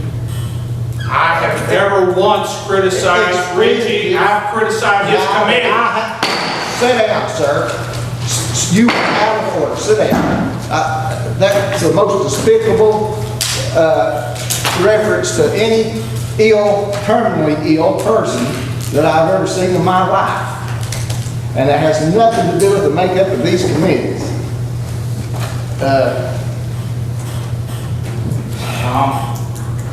Mr. Chairman, I have filled in for most of Mr. Ritchie, if not all, of his committee meetings. So that meetings has been attended by somebody from this district. That's correct. The first district has never gone unrepresented at any committee meeting. Mr. Cotton. I don't have one thing against Scott Sands. I think he's a good man and well educated. If he had called me or Sandra one time and asked us to fill in for him, this would have never been brought up. And I don't mean that real this because I like him. I don't think I think he's a good man as well. But he's Sandra's well capable of doing this as he is. Well, if he called me one time, if I got to do it, if I can't be at a meeting, there's never been nothing said about it. Thank you. I or somebody should have brought this up at the beginning of the term 3 years ago, that the appointments are not made by the mayor, they're not made by the chairman, they're not made by anybody, they're made by the individual commissioners from each district. And I might disagree with you there. I don't care what you look. Do not interrupt me, Mr. Sands, please. I won't interrupt you when you talk, okay? That was the rule voted on, confirmed by the commission. And that's the way it is. The rule is changed. It can be changed by the Rules and Bylaws Committee at any time. But until it is, we're bound by those rules. Yes, sir. Now go ahead. Mr. Sands. Well, I could read from you in the county technical manual, it actually says the chairman is supposed to present it at the July meeting and to be accepted, or September meeting to be accepted by the October meeting. That's what's in the handbook. Thank you, sir. Speaking of committee. All right. We have resolutions. We have Mr. Chairman, before we move on, as a separate thing, the Financial Management Committee members have to be selected. Very well. Make a motion, we reappoint the Financial Management Committee members back for the 2013-14 year. We have a motion by Mr. Sisk to reappoint the Financial Management Committee members. Do I have a second? Mr. Chambers, second. Do I have discussion? This has been an election. I guess we'll call it. Buford Peters. Richie Dorntage, Nancy Brown. I'm sorry. Joel Street. Richard Winters. Ronnie Crivitt. Harry Sid. Charles Montana. Elsie Tesman. Steve Lawrence. Tom Allen. Joanne Blankenship. Harvey Bailey. Bobby Dees. Ian Arden. Steve Chambers. Tom Lewis. Sonia Coler. Russell Cott. Scott Sands. Bill Armstrong. Pat Hicks. Robert Gold. All ayes, the motion carried. And I will drop one from the Records Committee. Mr. Barrett, you have something? We'll be meeting this Thursday. I wanted to remind our office holders that when the state of Tennessee created the Records Commission, they recognized that the office holders in general have a lot of power, a lot of say-so, a lot of running for offices. The state of Tennessee felt like that when it comes to destroying their own records, that was the line, and that power to do that is too much for one office holder. That's what the Records Commission is here. If there are records being disposed of at the recycling center or elsewhere, I'll ask them to stop. We do have, hopefully this Thursday, we'll have a process in place. The number one goal or direction of the Records Commission is to oversee the destruction of records to make sure it's being done correctly and to make sure it's not historically or otherwise that a permanent record doesn't accidentally get destroyed. That paperwork has not been available to them. We've had a little tunnel vision on where we need to be. Hopefully we can get this form filled out or passed to give the office holders. This will have an immediate effect for those that have records that are ready to be destroyed and have not been able to destroy them because they don't have the proper form to fill out. After here, I'll be leaving and tracking down some more office holders and making sure that they understand that and letting me know. I don't think anybody's done that maliciously. It's just from a lack of understanding. That's all I've done. Thank you, Mr. Barrett. And now ours. Yes, Mr. Terry. Concerning this Records Committee, I've been on it. This is 3 years. And it comes to my attention here that there's 2 commissioners on the Records Committee. Mr. Byers, when I asked to be put on this committee, I didn't ask to be put on as a county commissioner. I asked to be put on as a genealogist and a historian because I know these records. I've been in and out and in this courthouse for a long time. And I know the records. And I have a letter, I don't have it with me, but all the office holders signed a letter that they wasn't going to turn no records over to the Records Committee. So what are we going to do about that? That's incorrect. They signed that they would not turn it over to the archive. Well, the archives, the records, That's different. That's different. same thing. No, sir. Absolutely not. I don't know. Mr. Chairman. Yes, Mr. May I? Yes, Mr. Attorney. I was asked to look into the makeup of the Records Commission, and the Records Commission statute states there'd be 6 members, 3 appointed by the county mayor, 1 being a member of the legislative body, 1 being a judge of the court, which I think is Judge Stanley, 1 being a genealogist, which the mayor's appointed. The statute says at least 6 members. I think Commissioner Sams and Commissioner Trivett have both been serving. I think to allow them both to serve, and I wrote a letter saying we bring this up in September. We just need to make a motion before the commission to allow that committee to be 7. I don't think it's bound to be 6, but I do think we need a motion if we want to let both serve to make the committee 7 members.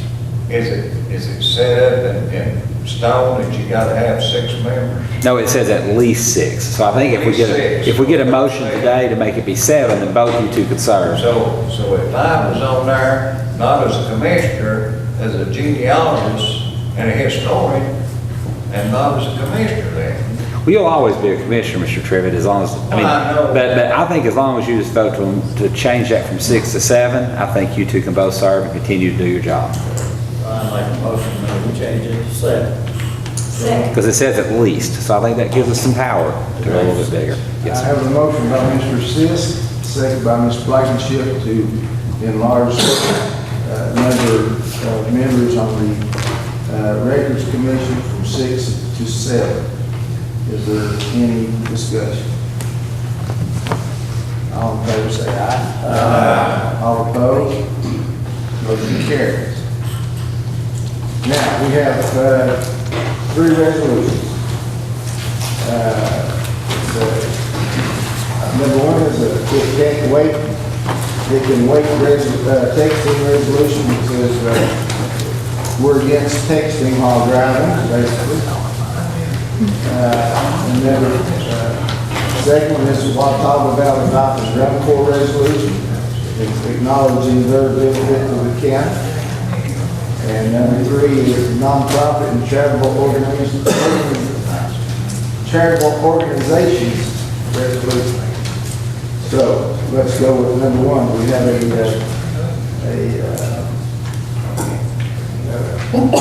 motion to waive the reading of the it can wait texting resolution. I so moved. Second. Motion by Mr. Hicks, second by Ms. Cole to waive the reading of that. Call the roll, please. Buford Peters. Richard Armstrong, Nancy Brown. Joel Street. Richard Winters. Ronnie Crivitt. Mary Sis. Charles Montana, Nelson Tester. Steve Ray. Tom Ballard. Joanne Blankenship. Charlie Bailey. Bob Diggs. Ken Arden. Chief Chambers. John Lewis. Sonia Cole. Russell Cott.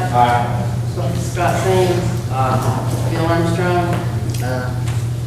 Pat Hicks. Robert Goff. All ayes, motion carried. The second one is the Watauga Valley Adoption Drum Corps resolution. Mr. Mayor, would you want to say anything about that? Mr. Chairman, I think it's self-explanatory. The Watauga Fife and Drum are a very worthy organization. They've done so much for this county and represent us across the state. I would like to at least get your consideration in making this recommendation that they become the official Fife and Drum Corps of the state. Thank you, Mr. Mayor. Do we have a motion to waive the resolution by Mr. Brown, second by Mr. Lawrence? Any discussion? Call the roll, please. Buford Peters. Richard Armstrong, Nancy Brown. Joel Street. Richard Winters. Ronnie Crivitt. Mary Sis. Charles Montana. Elsie Tester. Steve Lorenz. Tom Ballard. Joanne Blankenship. Charlie Bailey. Bobby Diggs. Ken Arden. Steve Chambers. John Lewis. John Lewis. Sonia Cole. Russell Cott. Scott Sands. Bill Armstrong. Pat Hicks. Robert Goff. All ayes, motion carried. The third one is the nonprofit charitable organizations resolution. We should have read that back in July, but for some reason it slipped through the cracks. Do I have a motion to waive the reading of this motion? By Mr. Lawrence, second by Mr. Chambers. Is there any discussion on this? Call the roll, please. Mr. Chairman? Yes, sir, I'm sorry. Due to the amount of money being spent, you might want to go ahead and just do an oral affirmation and a motion to waive the reading, then have a motion to approve specifically. Thank you, sir. Y'all get myself. Have a motion to waive the reading. All in favor say aye. All opposed? Motion carried. Call the roll, please. Nope, you still need a motion to approve. I make a motion to approve. I'm sorry. Yes. All in favor to approve? All opposed? Now, Call roll, please. Buford Peters. Richard Gonzalez, Nancy Brown. Joel Street. Because I'm a board of Carter County, I vote. Conflict of interest, proposal about to be voted, I have right to declare market, my vote answer on my constant obligation to my constituents and citizens as body represents I. Richard Winters. Aye. Ronnie Crivitt. Ronnie Crivitt. Harry Seas. Charles Von Scanlon, Elsie Chester. Steve Ray. Tom Bowers. Mary Blankenship. Charlie Bailey. Bobby Dees. Bill Arden. Steve Chambers. John Lewis. Johnny Coler. Russell Cott. Scott Sands. Bill Armstrong. Pat Hicks. Robert Goff. All right, motion carries. Now we have our county attorney report. Several things I've worked on this month you've already heard today, including the excess property, community research for various individuals. A couple other things that come up during the month I think you should hear about. We did, of course, complete the revised pauper burial policy for health and welfare, and we were glad to get that done. We had an employment issue come up at the animal shelter, which we dealt with the mayor on, and was glad to help with that as well. We have the Okeechee, and you have to forgive me for my lack of pronunciation skills on that river, but we have a pilot agreement that we were going to have a resolution on today. The Industrial Bond Board voted to limit certain terms of that. Their attorney is still working with them to make sure that they're satisfactory with those terms, so we'll have that resolution to come through next month. It is not a full waiver of taxes, and it's not a full waiver. It has to go before the City Council, the City of Elizabeth, as well as the County Commission for Carter County. So that should be next month. We finalized the recording of the deeds on the Hampton project, where the mayor received some federal funds for some repairs to be done on river, some river for some flooding there. We finalized and recorded all of our judgments from the litter complaint, which Mr. Schuler completed as far as tearing out and cleaning up the lot in Lynn Valley. We got that recorded so the county will get its money back whenever we move to an excess tax sale, and that parcel will actually be in the next one. Working with Borla Industries and attorney Mark Dowsauer, there's been an extension of the pilot agreement through the Industrial Bond Board. Those documents are being prepared. I've just received the draft, I think, on Friday afternoon from Mr. Dowsauer's office. We have completed through the planning office a new complaint on Big Sandy Road on a litter complaint where it looks like we may have to go in and clean out another property if they're not willing to get it done. It's pretty unsightly, but all we need is Chairman Pierce's signature, and that will be filed later, possibly this week. We met with the highway director on several projects, and now with your vote today, we'll begin condemnation on the 2 remaining parcels to allow us to begin the bridge project. And have been working with the carrier's attorneys on a couple of lawsuits we have, and the county owes Captain Smith a debt of gratitude through his diligent investigation and some records of the jail. I don't believe following that, he's found some good evidence for our carrier that should help us with one case much more favorable in the county lot, and I appreciate the hard work of the sheriff and particularly of Captain Smith on that project. That's my report for the month. Thank you. And we have the commissioner comments. Ms. Brown. We have a gentleman back here, Mr. Marlowe, that tried to get here earlier and couldn't get here for the public comments. He has a planning issue. A planning issue? Is it something we voted on today? No, but it's something that's, well, we did do some rezoning and stuff, and this does have to do with that. Come up, Mr. Marlowe. You can have 2 minutes. All right, they put a trailer park in River Town again, and this has been an ongoing deal in that area for a couple of years. And the planning commission people had told me they were not putting a trailer park in. And I've got pictures and I'll show they are putting it in. Go right ahead. So I don't know if Chris Schuler's up here. He was here, but he's gone. He just left. Mr. Marlowe, just say you some trouble and listen. Thank you. The planning commission has a meeting next Tuesday at 3 o'clock. If you appear there, I'm sure they would be glad to hear your concerns? My concern is they're telling me they're not, so has it already been approved, has it already been put out, you know? Somebody had to approve something for the trailer to be put in there now. Well, like I said, my advice would be to come to that meeting Tuesday. And I'll make sure that you're heard and on the agenda. And we'll hear everything you've got to say, look at your photos and listen to your concerns then, okay? Okay, well, how about what happens between now and then? You know, they're rolling them in there as we speak, the trailers. You know, we went through this, like I said, 10 years ago, and it's a mess. It's hard to undo when the county lets it be done. Right. Have you ever appeared before the planning commission? No, I've not. Oh, yes, but years ago we have. Yeah. Well, about this, No. well, I've been 2 weeks trying to get answers from the planning committee. The only thing I get is no, they're not putting the trailer park in. until they actually make some kind of a decision, we can't be in any type of position to overrule them. You know what I mean? They have to do whatever they're going to do first, and then we can either approve it or not approve it. Okay. Okay? And tell me your name again, so I'll make sure you're on that agenda. James H. Marlowe. James H. Marlowe? Marlowe, yeah. Got me.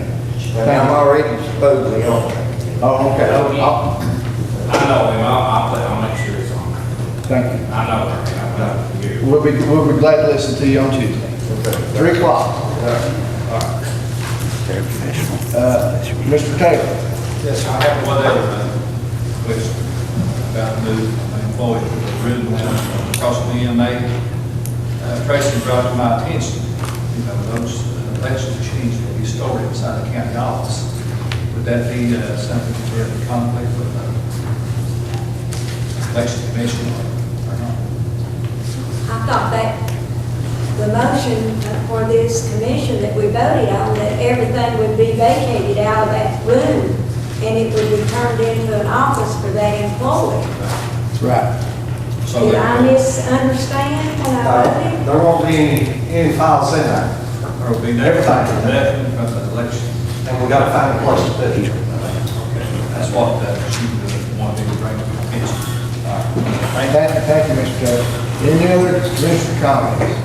Mr. Tripp? I know I've talked a lot today, Mr. Sir. I love to listen to you. And you know what?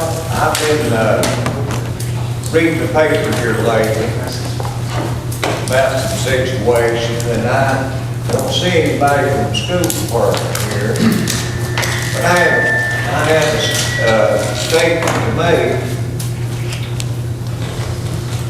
The reports that they've got on the school systems, it's the Kingsport City school system had a grade of, they're fourth in the state. And in the city school system of Elizabeth was 10. You know where our county school was, Mr. Byron? Please tell me. It was 100 out of 110. Thank God for them other 10. Huh? Thank God for them other 10, or we'd be at the bottom. Well, what concerns me, we keep throwing money at this school system, and something's wrong with it somewhere, somehow. So, I don't know which direction to go, and just for the heck, I'm gonna make a motion at this time that we have the county attorney to draw up a resolution that we elect the superintendent by popular vote at this time. Am I in order to do that? Well, you're in order to make that motion, but I don't know if that is in conflict with state law. It would. Mr. Byers, I believe that is state law that the school board appoints these, and I think that everybody would like to elect the superintendent, but I think state law states that they have to be appointed by the school board. I know that's it, but I know the county government, when they have a resolution, and they send it to Nashville, and it's approved by 17%, of the votes, it is law. We cannot change state law. I was on the commission years ago when this happened. This was passed by the state legislature, and at that time, we had 1 year, we could elect one more time. After that, it was totally to the state school board. And that is state law, and the legislature is the only one that can change it. I think just makes other counties in the state is done. I'll be glad to help with John Baker. They tried. They tried.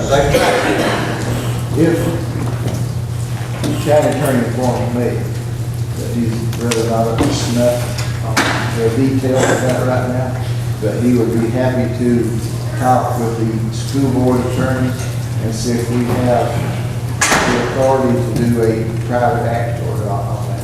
I will be glad to call Mr. Banks before next month and tell you what I find out. You know what?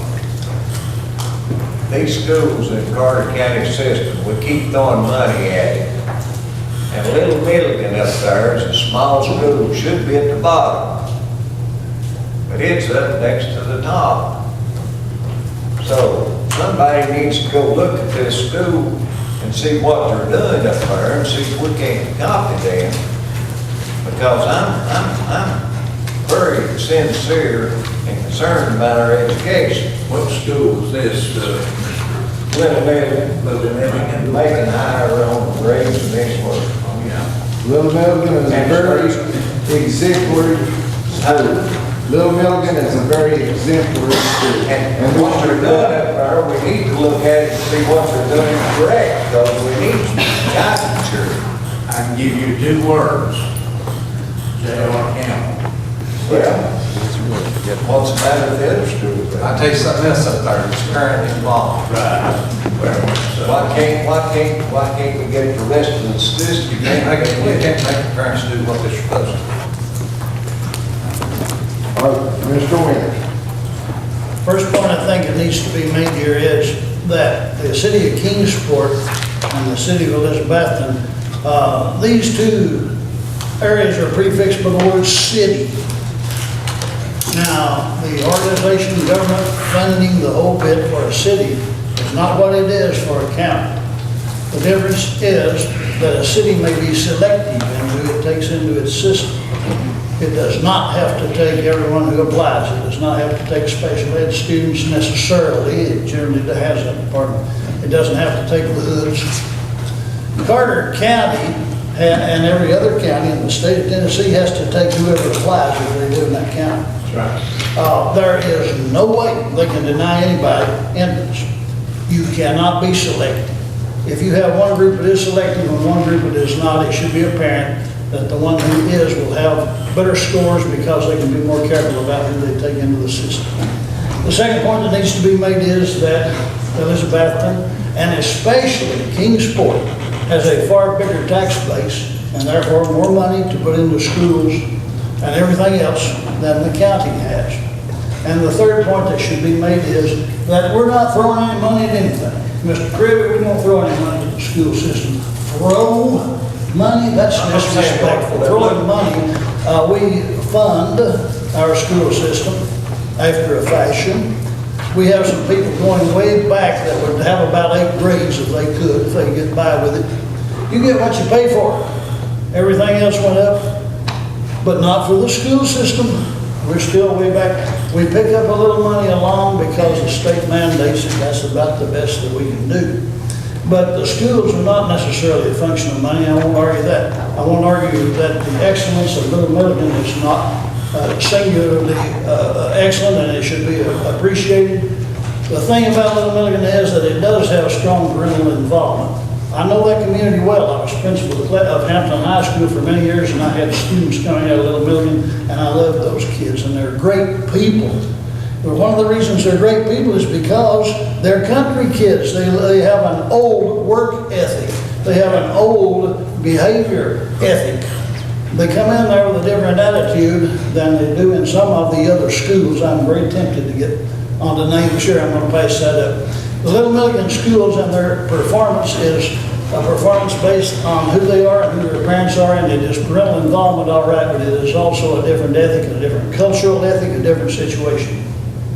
Comparing apples and oranges here, city system, the county system, and being derogatory and the attitude that we take in the very beginning, quote, throwing money at the school system and implying that it is not well utilized or that it is somehow not like other systems in that we have to throw our money away when we put it into the education of our children. And I take violent exception to that, Mr. Chairman. Thank you. Thank you, Mr. Winters. Any other? Mr. Winters, I appreciate that.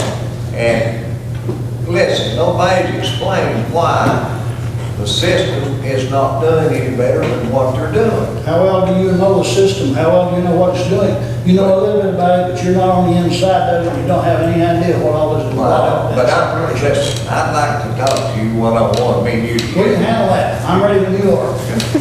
But listen, when they spend $9,100 per kid in Carter County and Washington County on $8,100. There's not always the choice about how much you'll spend on a kid. A good deal of how much is spent is mandated by the state of Tennessee. Mr. Hicks. We talk about 91 and 81, that's like comparing apples to oranges, Mr. Privilege. You've got to factor in the free and reduced formula. You've got to factor in special ed. It costs more money to educate special ed students. We have a higher special ed population in Carter County than any system in the area. We have a higher free and reduced than any system. It costs more to educate students who are economically disadvantaged. Now, I have heard some commissioners, and I have read in the newspaper editorials where you would think the entire tax increase was because of the school system. The school system got not one penny. Amen. If you want to know what caused the tax increase, look to see where the money went. That's right. Thank you.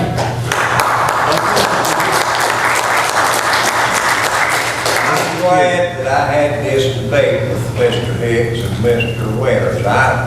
Listen, I respect these two guys, and I know that they was one of the best teachers in the county, and I'll have to say that. And I wish we had more like you in the system. Ms. Blankenship. I hate for this meeting to adjourn without complimenting Dr. Ward on what he has done since his tenure as director of schools, because he has been wonderful to work with on the financial management committee.